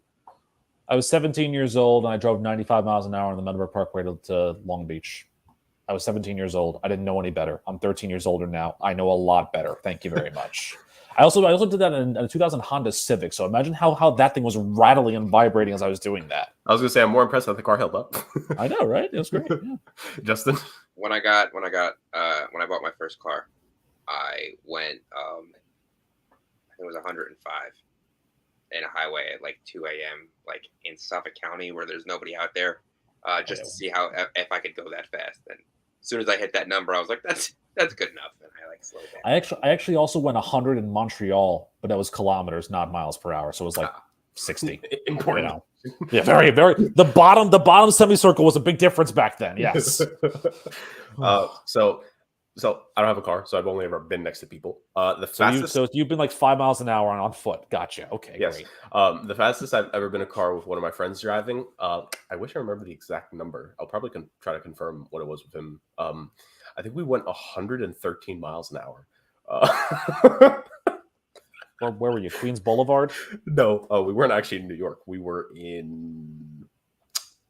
I want to say we were in PA. Oh, okay. Yes, we were in PA. We were coming back from like a late dinner, and it was just straight open. No. Hold on, my bad. No, this is what happened. We were coming back from a day trip to the Pittsburgh Zoo. We were staying in the Poconos, like in that area. So from Pittsburgh to the Poconos, that's a long drive. Yes, it is. There was honestly for like more than half the trip. There was like a section where it was straight road, grass on the right, grass on the left, and I was just on my phone, and it got quiet, and I turned over, and my friend was looking at me, and I saw him. I'm like, oh no, he's just gonna punch it. He's just gonna punch it, and we went straight road, 100 plus miles an hour for a good bit. It was pretty funny. Thankfully, well, no, it was only two lanes, so like one going up, one going. So we were again, we're not condoning any of this. This just happened in our lifetime, but at the same point in time, like, you know, don't drive 126 and a 65. Yeah, that's too many numbers. Yeah, he almost doubled it. Yeah, he almost doubled it. That's frightening. That is wild. That is absolutely wild. Also wild is the fake story I just shared. My friend did not go 100% at all. So yeah, just for the record, just in case this is and now I'm not wearing an actual like wild shirt. This is just a plain white shirt that I've colored in like blue and red just for your time. Really, Jared, come on now. Yeah. Sandoval's not on camera, by the way. This is just a figment of everyone's imagination. Exactly. So, moving on to the last couple pieces of news here, real fast. So the Carolina Panthers quarterback battle between Baker Mayfield and Sam Darnold. Apparently, Matt Rule is not going to make a decision until after week 2 of the preseason. So he's going to let a couple games go. And the news that just broke prior to the show starting, Kareem Hunt has apparently requested a deal.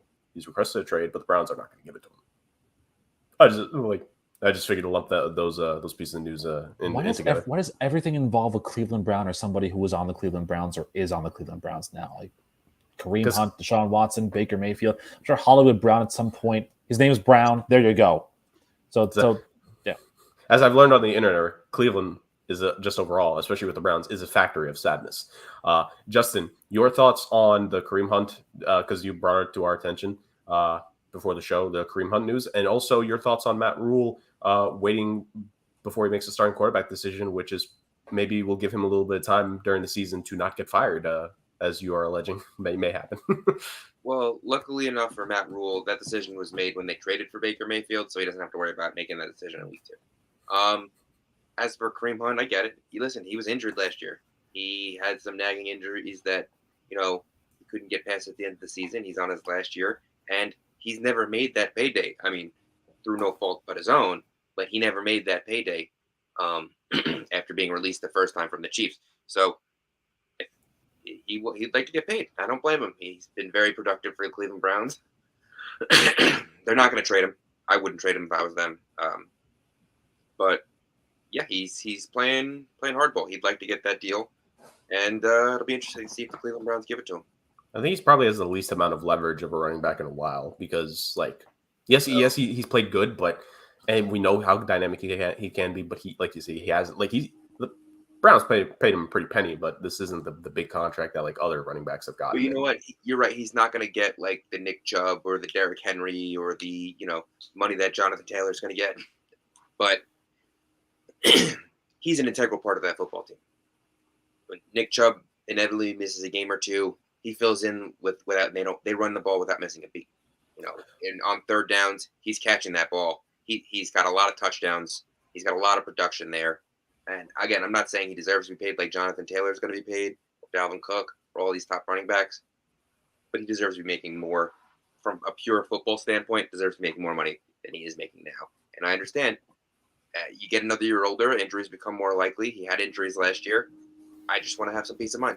Yeah, which is more than fair. I will say this because Derrick Henry's contract was very interesting when he signed it because it was really essentially only like two of the years were fully guaranteed based off of like the bonus he got compared to like the dollars. Like I could actually see Kareem Hunt getting if he has a good year this year, I could see a team paying him $10-11 million next offseason. I mean, if Christian Kirk got paid, I think everyone in the league deserves to have an argument for them in terms of getting paid at some point. So I'm just saying. Rick, any reaction to either bits of news? Yeah. Kareem Hunt should be traded to Seattle, number one, first and foremost. Just going to be funny. I think it would be a hilarious bit. I think he also wants out of Cleveland because he can see the writing on the wall that everyone who's going to watch the Browns come into play is going to be absolutely taunting them and heckling them and, just merciless. And Kareem Hunt's got some back history too. He was on TMZ kicking a woman in 2018, and the Chiefs put him on the reserve list, and then they released him. So he's like, well, that could happen to me too. So I'm going to go somewhere else. Matt Rule, what are you doing? Like, you got Baker Mayfield. Unless you think that Matt Corral is the answer to all your questions, Or PJ Walker. start Baker Mayfield in week 1. Like, Sam Darnold is freaking Victoria from Cats. She has no part in the entire movie at all whatsoever. Like, stop giving no, Sam Darnold is the Sanjaya Malakar of the Carolina Panthers. Like, irrelevant. Irrelevant. You have a good quarterback there. Use Baker Mayfield as the number 1 pick, as the number 1 quarterback. Like, don't make your job any harder than it has to be. Because your job's not that hard. You're a coach. Coach. I think I'm speaking for some of the people on that last reference. Who? Exactly. It's a season 7 American Idol reference from back when I was like, a tween. Back when I looked like the one that you saw earlier with the hair and all that sort of stuff. Yeah. Man. All right. Good to know. Good to know. Yeah, I don't really have too many thoughts about it either. I think, like, kind of like you guys said, I think the decision was made when they traded for Baker. Like, he's going to be starting for this team. Let's just keep it a buck here, Matt Rule. He's going to end up being the starter for this ball club at some point. In regards to Kareem Hunt, I'm kind of with you guys. Like, I definitely understand what he's doing. I don't think he's going to end up like winning this battle. I think he's just going to end up just playing through. And I don't know. Like, I don't know if maybe we could check it real quick, but like, I don't know how many years he has left on his contract. I don't know if he's a free agent after the season or what the scenario is. Like, I get a guy trying to put his name out there to make sure he gets paid at some point. Look, we're all 4 guys getting paid here, but you gotta the best thing to do is really just go out there and just play. And I want him to get paid, and I think just the best case scenario would be just him. I mean, Rick, you kind of I know you said as a joke and in part because Seattle's offensive line is just terrible, but like if Kareem Hunt actually would get traded to Seattle, like in one of the alternate universes there, like Earth 2276 or something like that, he might. Like he could have like 1,000+ yard season, and like you'd have to pay him. So I don't see a clear number 1 over there. So why not? Yeah, why not put him there? And he would. I mean, he'd be a godsend to either Drew Lock or Geno Smith for sure because his ability to catch passes. So yeah, big news. Jacob Eason too. Jacob Eason. Can't wait for Josh Rosen to be cut by the Browns and then sign in Seattle. He's played with the Cardinals. God. He's played with the Cardinals. He was on Arizona for a little bit. He has to go to the Rams and Seahawks now to complete that quadfecta. Seattle's becoming the island of misfit toys at this point. It's just it's just bad. Like nobody wants you, so go to Seattle. Okay, great. Yeah. Actually, so we are going to... Oh, my bad, Justin. You have anything to... I was just going to say, it used to be Cleveland. Yeah. It's true. Yeah. Oh, ew. Well, you know what? Actually, that makes sense because Drew Carey is now Seattle owner. So, yeah, he did the Drew Carey show in Cleveland. So, there's your parallel. He went to Seattle. Everyone's following. There you go. Speaking of the Rams here, actually, so this is the final topic we're going to hit on before we get to Hall of Fame, actually. There were reports that Matt Stafford was dealing with a intriguing / weird elbow injury. Now, he did practice yesterday, and for all intents and purposes, everything was saying that he was looking good. You fellas had brought it more so to my attention because, like, I had seen the report, but I just didn't think anything of it. Anything for the Rams to be really worried about here, Rick, or what?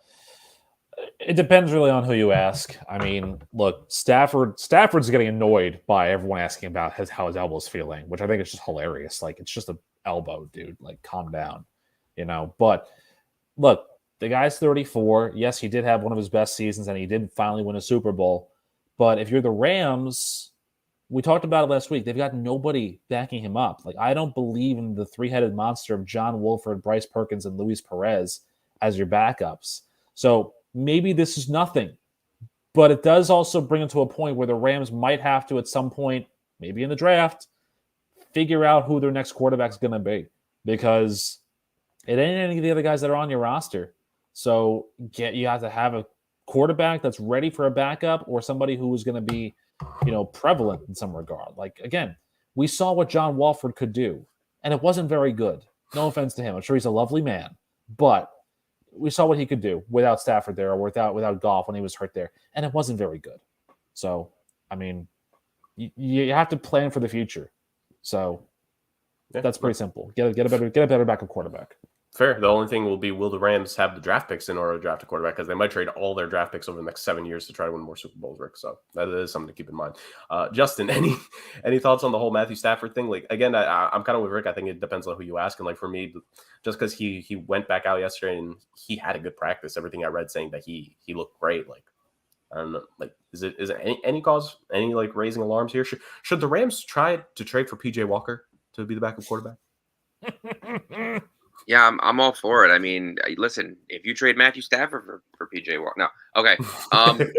The only comment I would make is, Rick, I agree with you, but they don't have the picks or the capital to start looking for a young quarterback. So they actually do not have their first round pick again this year. I don't know when they will pick, but it seems like it'll be probably pretty late. So. Well, I mean, if we know this draft class is what it is quarterback wise, we know people are going to fall. Maybe Spencer Rattler can go there in a second round pick, and that would be a nice little upgrade. Do they have their second? That's a question. I mean, I don't know, but if they have, they can trade somebody for a second round pick, probably. True. Yeah. I mean, you gotta say, if the Rams ever actually, like, they probably won't, but like, again, alternate universe, if they ever decided to trade like all their main pieces for like, just imagine the draft capital they could get back. They could get back several firsts for Stafford, several firsts for Ramsey, several firsts for Donald. Like, they could replenish the entire draft stock right there if they actually ever. It would just be a 1 hour loop video of Roger Goodell saying the Rams are on the clock. Like they could get a lot. we would just hold a whole. Yeah.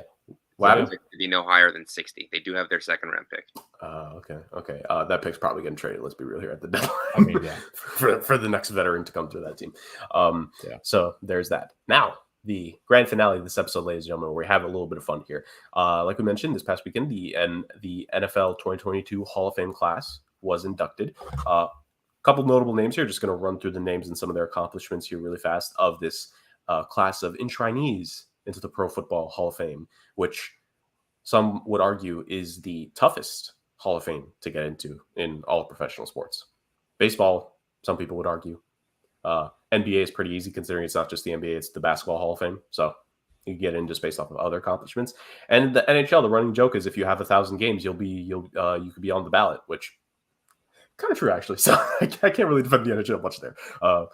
But we were talking about the Pro Football Hall of Fame here, and we'll run through this recent class of inductees real quick. Tony Baselli, left tackle formerly of the Jacksonville Jaguars, first ever Jacksonville Jaguar to ever get into the Hall of Fame.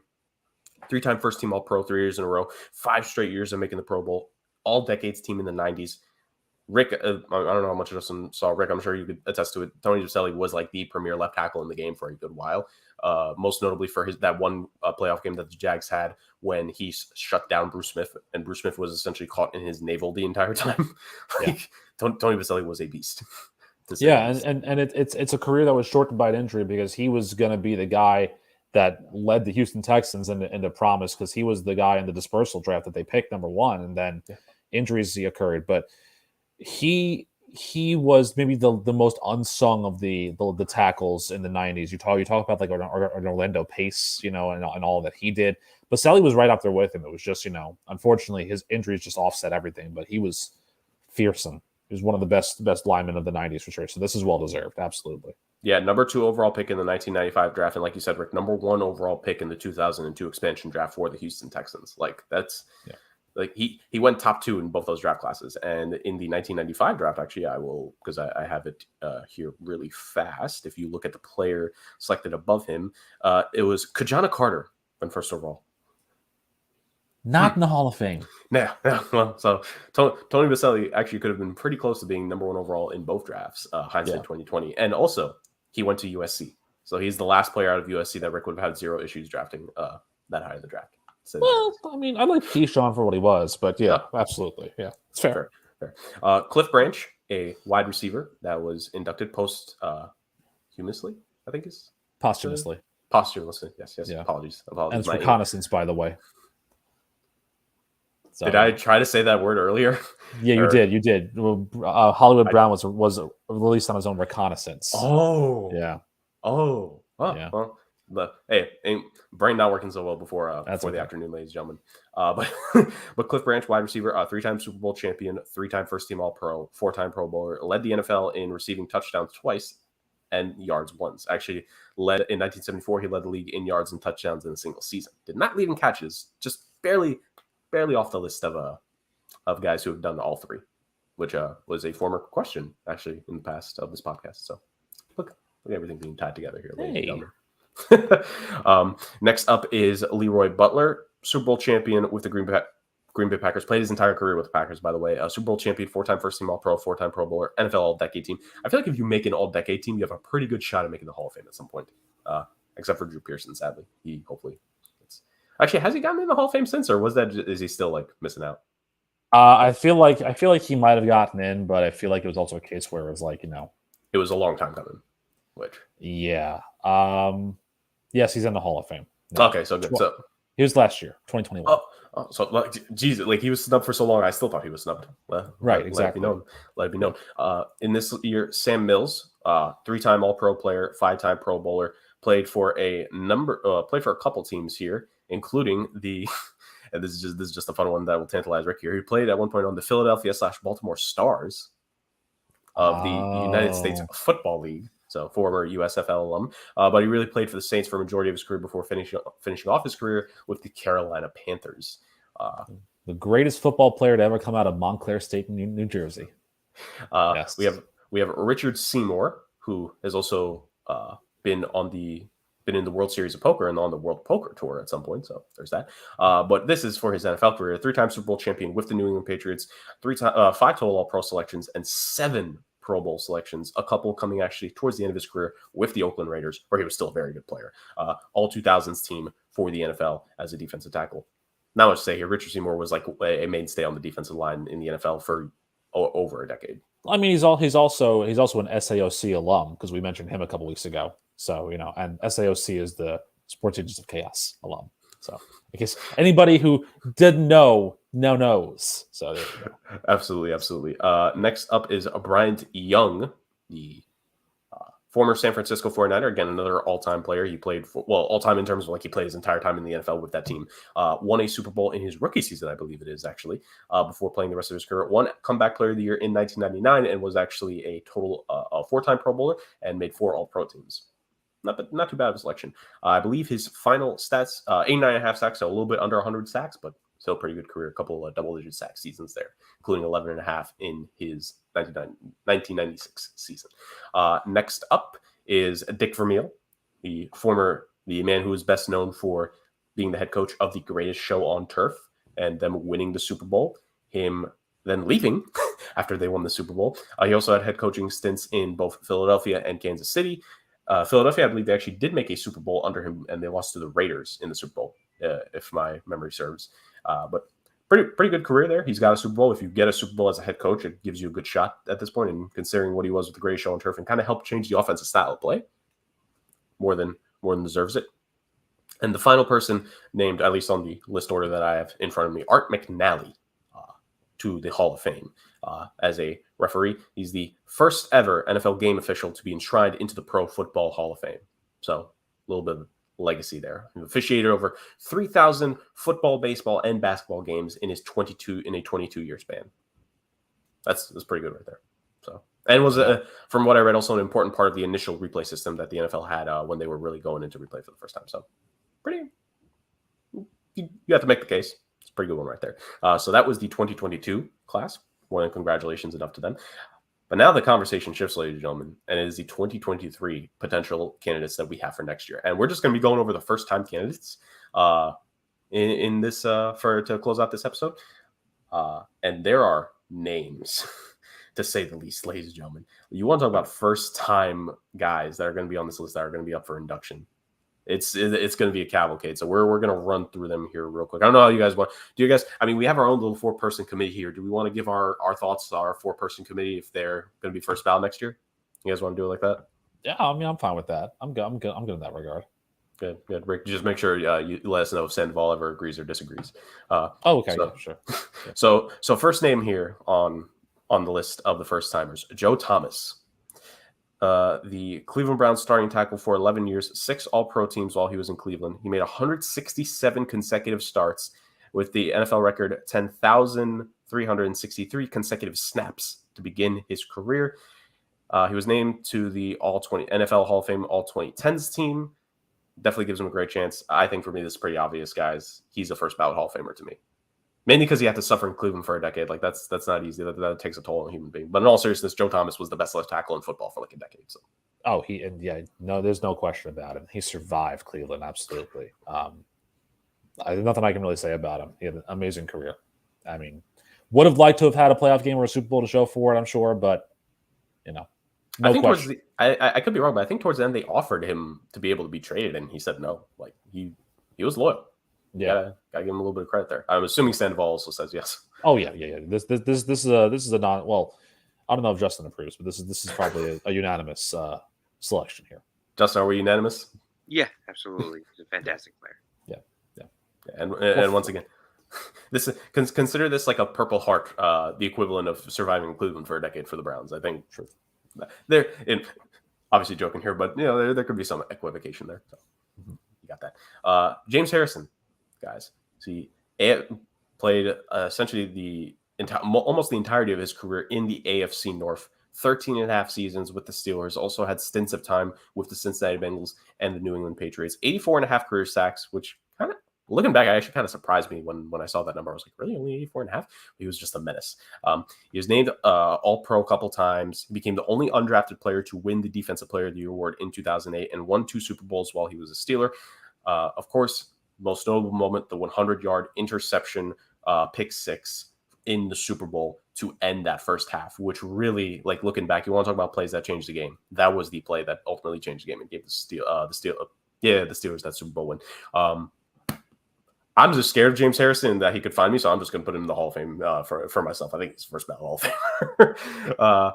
But I think there are a couple names here where I know people are going to point to, and it's like, oh, he did like that. I do think James Harrison was fierce, but I wouldn't be surprised if some people did leave him off the ballot. But I personally, I will put him on my ballot for my first timers. Rick, what about you? Sandoval and I disagree with you on this one, only because precedent-wise, Bryant Young took 10 years to get in, and he was the finalist twice, and he had 5 more sacks in his career than James Harrison did. So by precedent purposes, like yes, and James Harrison was a late bloomer in his career. I think he started as a 29-year-old. He was a reserve player before then. I think James Harrison will get in, but I think it's going to take him a little bit of time. I mean, there were names too that and like there were semifinalists this year that are going to come back next year that are amazing. So I think James Harrison will have to wait a little bit, but he will eventually get in. Right. No, I definitely agree with you guys. I'm just fearful of James Harrison. So not from Clyde. I'm trying to that's fair. Get that right. I guess that's fair. Justin, what are your thoughts? I think he's he definitely gets to the Hall of Fame. I mean, he was a menace. He had so many like show-stopping plays for his career. I don't know about first ballot. I would vote for him certainly, but you can never forget that Super Bowl where he had that interception, I believe, against the Cardinals, ran it all the way back. I mean, he was such a fierce player. So yeah, he'll make it. I don't know if it's going to be this year or in the future, but for sure, he's got my vote. Well, let me give you 2 names that were semifinalists this year that are similar position that might be against him next year: Zach Thomas and DeMarcus Ware. Yeah. Comparing them, I'm not comparing, but I'm just saying that's them plus Jared Allen as well as it was a semifinalist this year. So there's another name. Yeah. I mean, for me, I'm kind of more so going like just based off of this group of guys. Yeah. So. Oh no, for sure. But no, it's definitely a fair point. Like a good amount of guys that didn't make it this year, like they'll be up for it. Like that's typically why like people get pushed out and like they gotta wait a little bit because like the semifinalists from previous years and I'm going to the next year, and that's pretty good. They're pretty good players. Yeah. Jared Allen, DeMarcus Ware plus Zach Thomas, who I think a lot of people like. He's going to be a guy. And Patrick Willis. There you go. Oh my God. Yeah. You know what? Actually, I may actually have to take it back. I may have to leave James Harrison out. Actually, I may have to leave him out because Listen, I'm not saying I'm putting at the top of the list of guys we have right now. But again, he's a Hall of Famer in my mind. Oh, for sure. Oh yeah, for sure. It's kind of my fault. I more so meant to ask, like, are they going to be first ballot next year? Yes or no? That's kind of what I more meant to ask. My bad, Justin. Okay. That's on me. Yeah. All right, we're good. So with that, next name, Dwight Freeney, played with. There's a lot of teams here that he really stuck towards the end of his career after he got cut. Played with the Colts for a majority of his career. Him and Robert Mathis, of course, were just a dynamic duo in terms of getting after the quarterback. He played with the Colts mainly. Then he played with the Chargers, Cardinals, Falcons, Lions, and Seahawks. What a cavalcade of names. Freeney is another fearsome pass rusher who will have a great chance to make it to the Hall of Fame next year. He ranks 26th in NFL history with 125 and a half sacks. He was an all-pro player 3 times. He had 7 seasons with at least 10 sacks, and he played 16 years in his career. Of course, he also won the Super Bowl with the Colts when he was there. And it also mentions the pass rushing tandem between himself and Robert Masson. They had a nickname between the two of them. I forget what the nickname was, but it was something absolutely like awesome. So I apologize to any Colts fans that are listening to us on this one. Rick, how about what do you think about Dwight Freeney? Is he going to get in first ballot? I think like kind of like with James. I think it's a little bit tough. I think he's a little bit easier to root for in that regard, just because, like, yeah, he only won the 1 Super Bowl like James Harrison did, but the pedigree of the fearsome nature of the player that he was for a full career, I would give Dwight Freeney a first ballot nod. I think I would absolutely put him in there first ballot. I thought he was still playing, to be honest with you, to this day.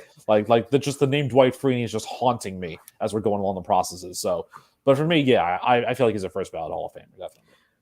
See, for me, like, it's tough, man. Like I don't like Dwight Freeney to me, like very similar, like just the consistency and longevity. I think this is where some of the discussions end up coming in of, you talk about windows or you talk about longevity, and like that's one of those things to me, because he has obviously more numbers at the end of the day than James Harrison. But James Harrison, being a 2-time Super Bowl champion, actually being a defensive player of the year, like he's got a couple of those accolades on his list. Whereas Dwight Freeney, he didn't have that defensive player of the year, but everyone knows he was a great passer. Like it's one of those things for me. Like it's tough.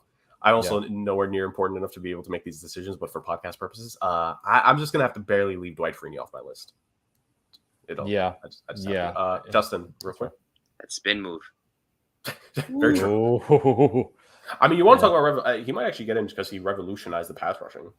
Like, listen, they should now make 3D Hall of Fame busts, and it should just be a spin move. That'd be amazing. That's next level. That would certainly be epic. Next name here. This guy played for the Jets, the Buccaneers, the Patriots, and the Chiefs. You know him, Rick. I don't know if Rick loves him still, but Darrelle Revis.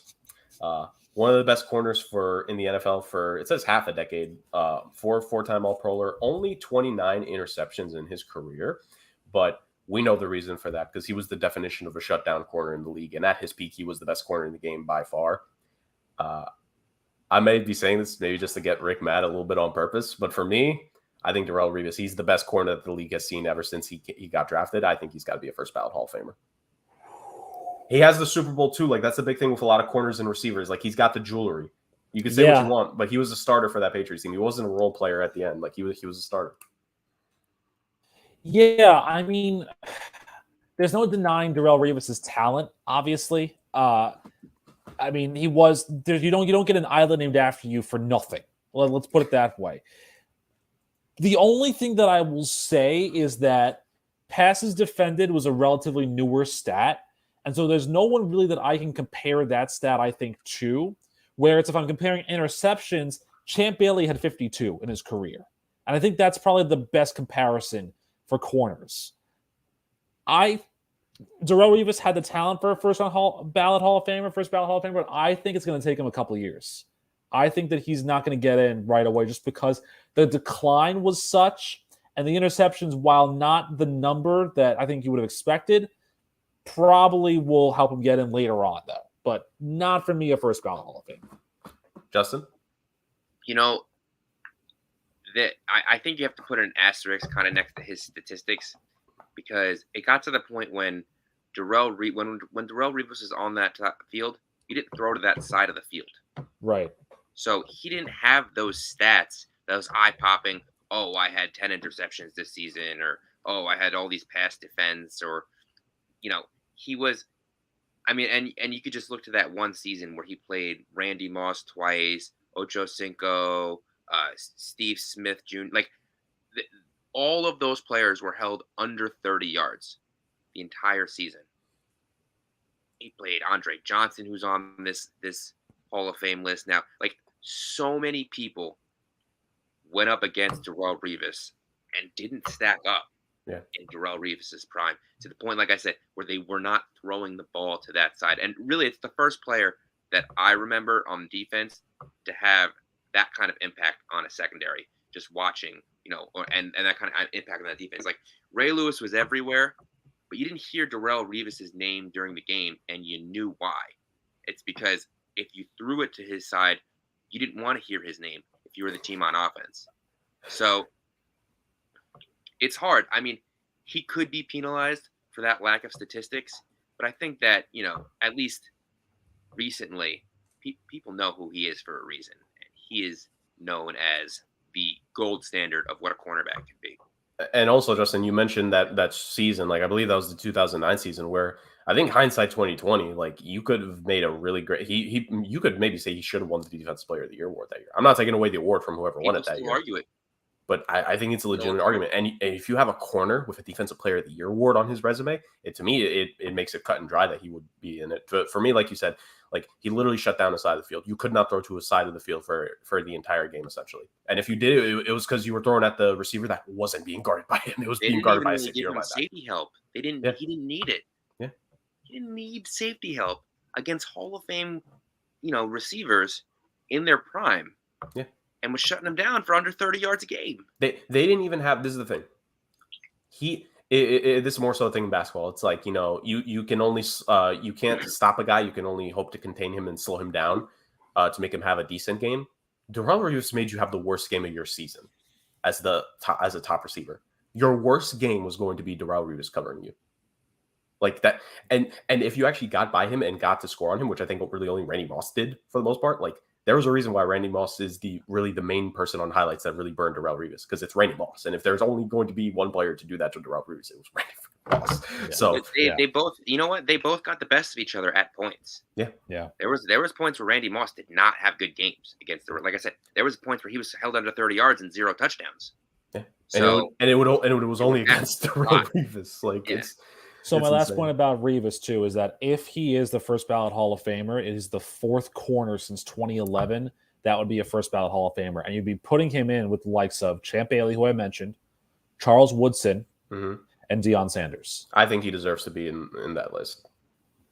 All right. To me, I think to me, this is a kind of a new era thing, but the interception number based off of how great of a shutdown corner you are, like when Richard Sherman, when that was a whole thing, when Richard Sherman was touting himself, like I think hindsight 2020, it's like let's be real here. Like, yes, Richard Sherman's a great corner.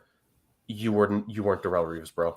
You were not a shut down half the field corner. Jalen Ramsey and Jair Alexander, like there's a reason why I say those are the 2 best corners in the game today, because they're the 2.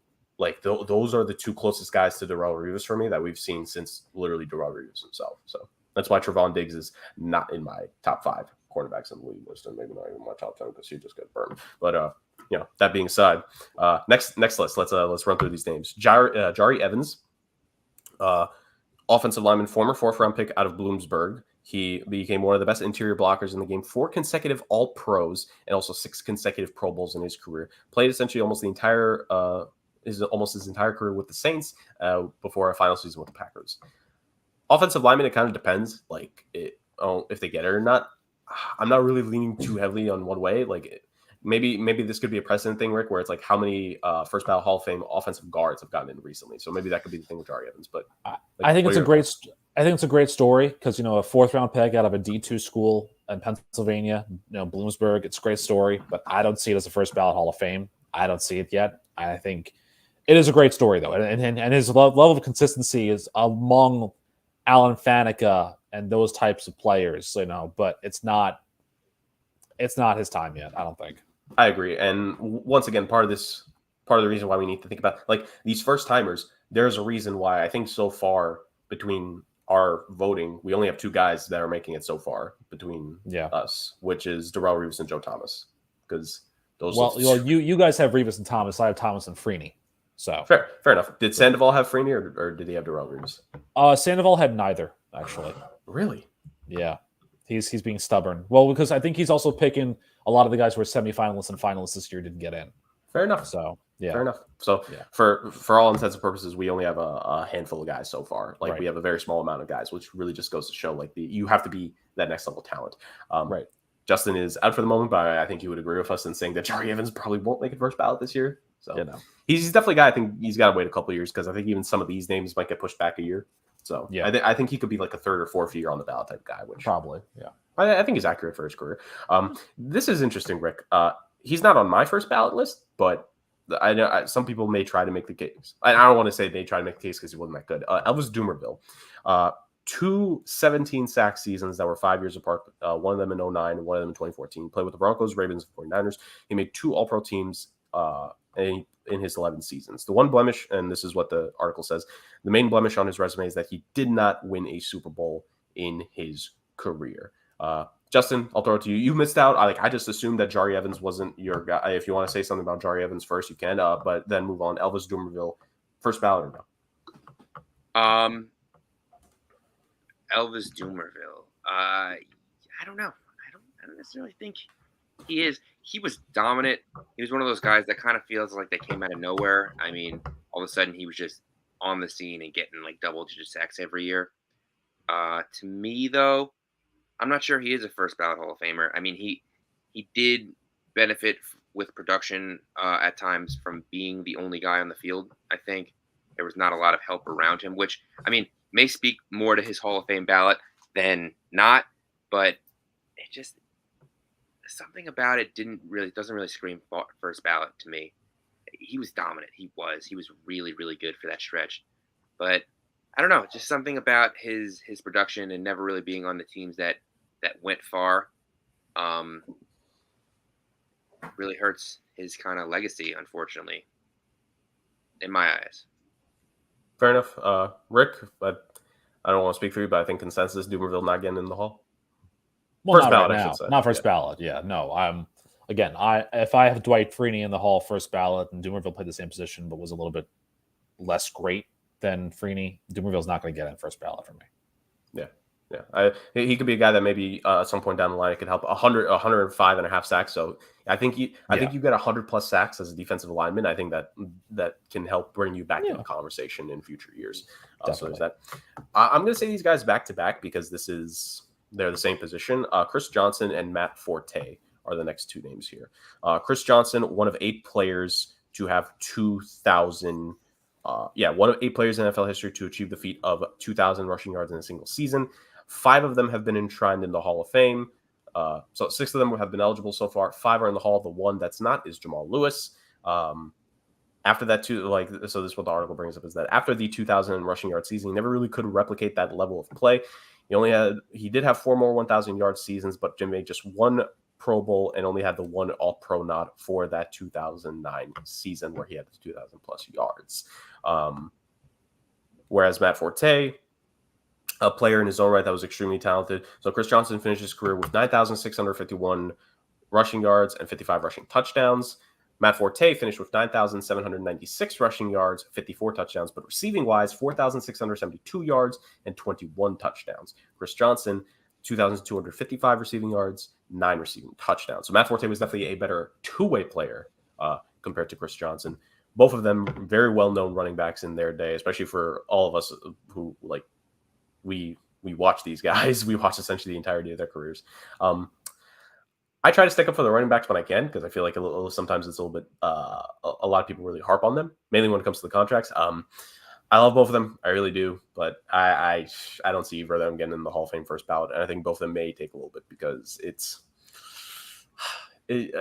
I think the individual accomplishments means a lot, and between Chris Johnson does have the 2,000 rushing yard season, but Jamal Lewis is held out right now, so it doesn't mean he has to get in. And Matt Forte has a little bit more individual accomplishments. I think he has a couple more All-Pros and Pro Bowls, but not a championship. No championship on the resume will hurt his case because the way they do it. They're just things to me that will keep not just both those guys out this year. I think both those guys out for a good number of years. So, Justin, I'll throw it to you with the running backs first here. Do either of them get in or first ballot, or it's kind of consensus? No running backs this year for between them. I don't have it first ballot for either one. They both were great in their own right. I think these are more fringe players for me. I just think that their careers were spotty. Matt Forte, I think, was a little more consistent, but I don't really see these guys as that gold standard of running back. I mean, to me, they're not even. I don't even think I'd put them in my top 20 running backs of all time. So, to me, they're fringe players statistically. I mean, they both had accomplishments that are real hard to do. Chris Johnson, especially with that 2,000-yard season, but even as you said, he never really replicated. He got, I think he had all 1,000-yard seasons in his 6 seasons in Tennessee, but after that first year, they were low. His touchdown numbers were low, and he could be a Hall of Famer. I'm not putting him on my first ballot, and I'd have to say just statistically because he's so similar. I mean, I know he's got those extra pass yards and he's got a lot of receiving touchdowns, but I maybe put Matt Forte a little ahead of him, but I don't have either one of them on my Hall of Fame ballot this year. Rick? There's no running back in the NFL history that has rushed. Well, actually, I should rephrase that. Running backs in the history of the NFL that have rushed for over 12,000 yards, all of them are in the Hall of Fame. After 12,000 yards, it gets a little spottier. I mean, that doesn't count like Frank Gore and Adrian Peterson, who are active or ineligible because of, they're just retired. But Thurman Thomas is the highest rushing, like 12,074, because the next guy after that is Fred Taylor, and he's not in the Hall of Fame yet. So to me, I think it's like 3,000 hits or 300 wins or 500 home runs. It's like the same kind of barrier. I don't see them getting in right now, but I agree that Forte's got a better shot at it because he had a better all-around career than Chris Johnson did. Chris Johnson was great at the time, but he was never consistent, and that hurt him in the end. Forte was also just saddled with bad teams. Yeah. I think it'll be funny, though, for me, if Matt Forte gets in before Thomas Jones gets in. That'll be hilarious to me. Because, Thomas Jones had a better rushing career, but Forte was a better all-around player, so made sense. Right. So it'll be interesting to see. Last 3 names here, I'm just going to throw them out in short order real quick. Cam Chancellor, of course, key part of the Legion boom when they won a Super Bowl. 0 first-team All-Pro appearances, made a couple Pro Bowls, had a pretty good career, but was cut short due to a neck injury.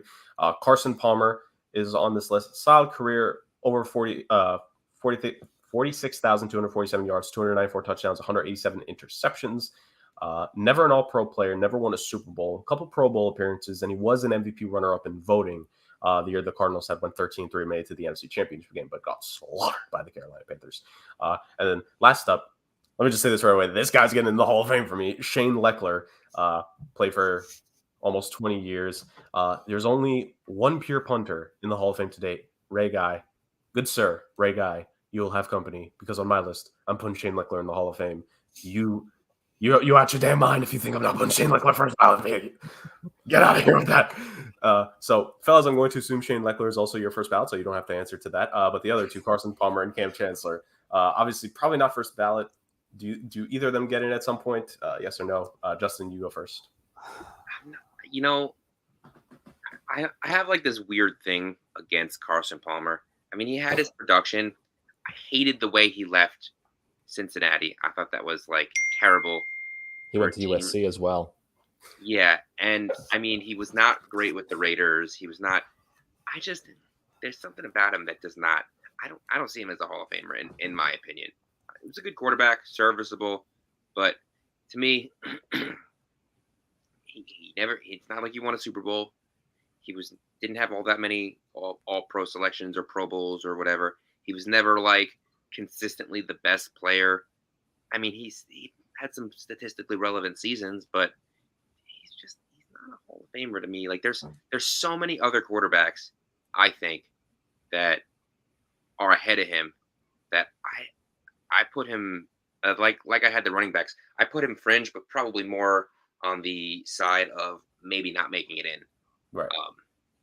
To the Hall of Fame, just because he never did anything. He had, like I said, he had some good seasons, but what did he really do in the NFL? Yeah, that's fair because think about the names that are just coming up in a couple of years, like within the next 5 to 7 years of guys who have retired or will retire. There's Ben Roethlisberger, Philip Rivers, Eli Manning, Drew Brees, Aaron Rodgers, and I'm assuming Tom Brady's going to retire within the next 2 seasons. That might be my boldest take. He's not close to any of those guys. Agreed. It's a different list. Yeah. So even Eli, who's statistically questionable, and I think he's got like 1 touchdown or 1.25 touchdowns for every turnover that he's ever had in his. Like, he's still his stretch of greatness is incomparable to anything Carson Palmer has ever done in his career. Yeah. So and the 2 Super Bowls and Super Bowl MVPs, especially exactly. both So story lies. so it's a moot point to me. I don't see Carson Wentz getting in. And Or Carson Palmer. Cam Chancellor, he didn't play for a long time. He had Right. a shorter career. So that's where my mind goes to his Hall of Fame. You got to be great, and you got to be great for a long enough time. So I don't know if he played long enough. There's a reason why there's always a distinction between the Hall of Fame and the Hall of Very Good. Right. Both Cam Chancellor and Carson Palmer were very good players.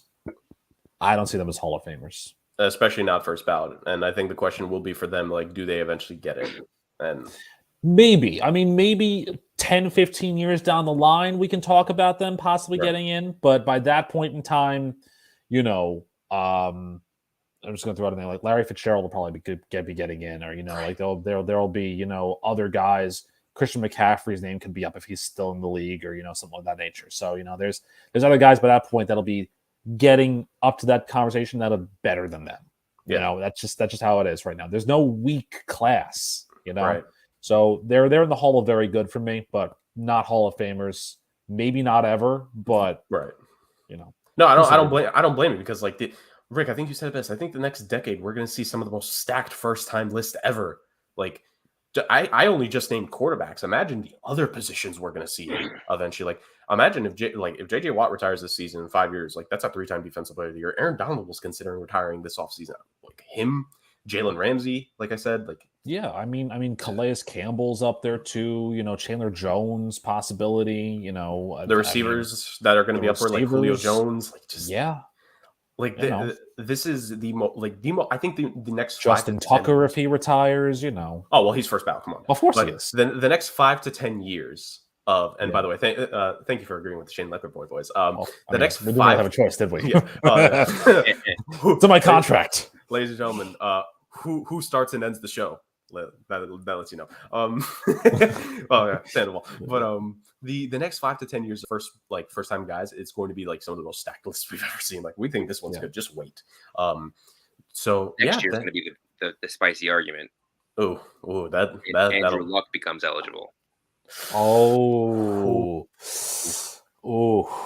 That'll be interesting to say the very least. Rick, do we have? We're going long here. I know you have to leave here soon. Do we have a Rant and Rick's roasting podium this week? No, the NFL swept the podium this week for their nonsense in the justice system. Fair. I mean, let's call it what it is here. The NFL just swept everything. Very, very, very fair, especially considering I think we kind of went through the roasting earlier. And I think that fits it. And we may have given our judgments, and we have a couple guys going in the hall this year. We have a couple guys in the future, and maybe some guys that just don't make it at all. But ladies and gentlemen, we hope that one day this show can be on its own Hall of Fame track. And who will decide when that happens in the future? Who knows? But we'd like to think that we're building our resume here week in and week out. Thank you all so much for joining us on this week's episode of the Sports Agents of Chaos podcast. Obviously different from what we had planned originally, but we like to switch it up here and there. But don't worry, within the next week or two, we will be doing our NFL playoff predictions based off of all the division reviews we had. So we will be doing that. We're going to try to have a little bit of fun here before the NFL regular season starts. We have like a list or two that we've been talking about and maybe doing on the show. That's going to be a lot of fun. You guys are going to want to tune in every single weekend to see that. Because remember, ladies and gentlemen, on Sports Agents of Chaos podcast, we love to have fun, we love to talk football, and we love to cause a little bit of chaos. Thank you all so much for joining us this weekend. As always, we'll wear your sunscreen because it is hot over the next couple of weeks, and we will be back next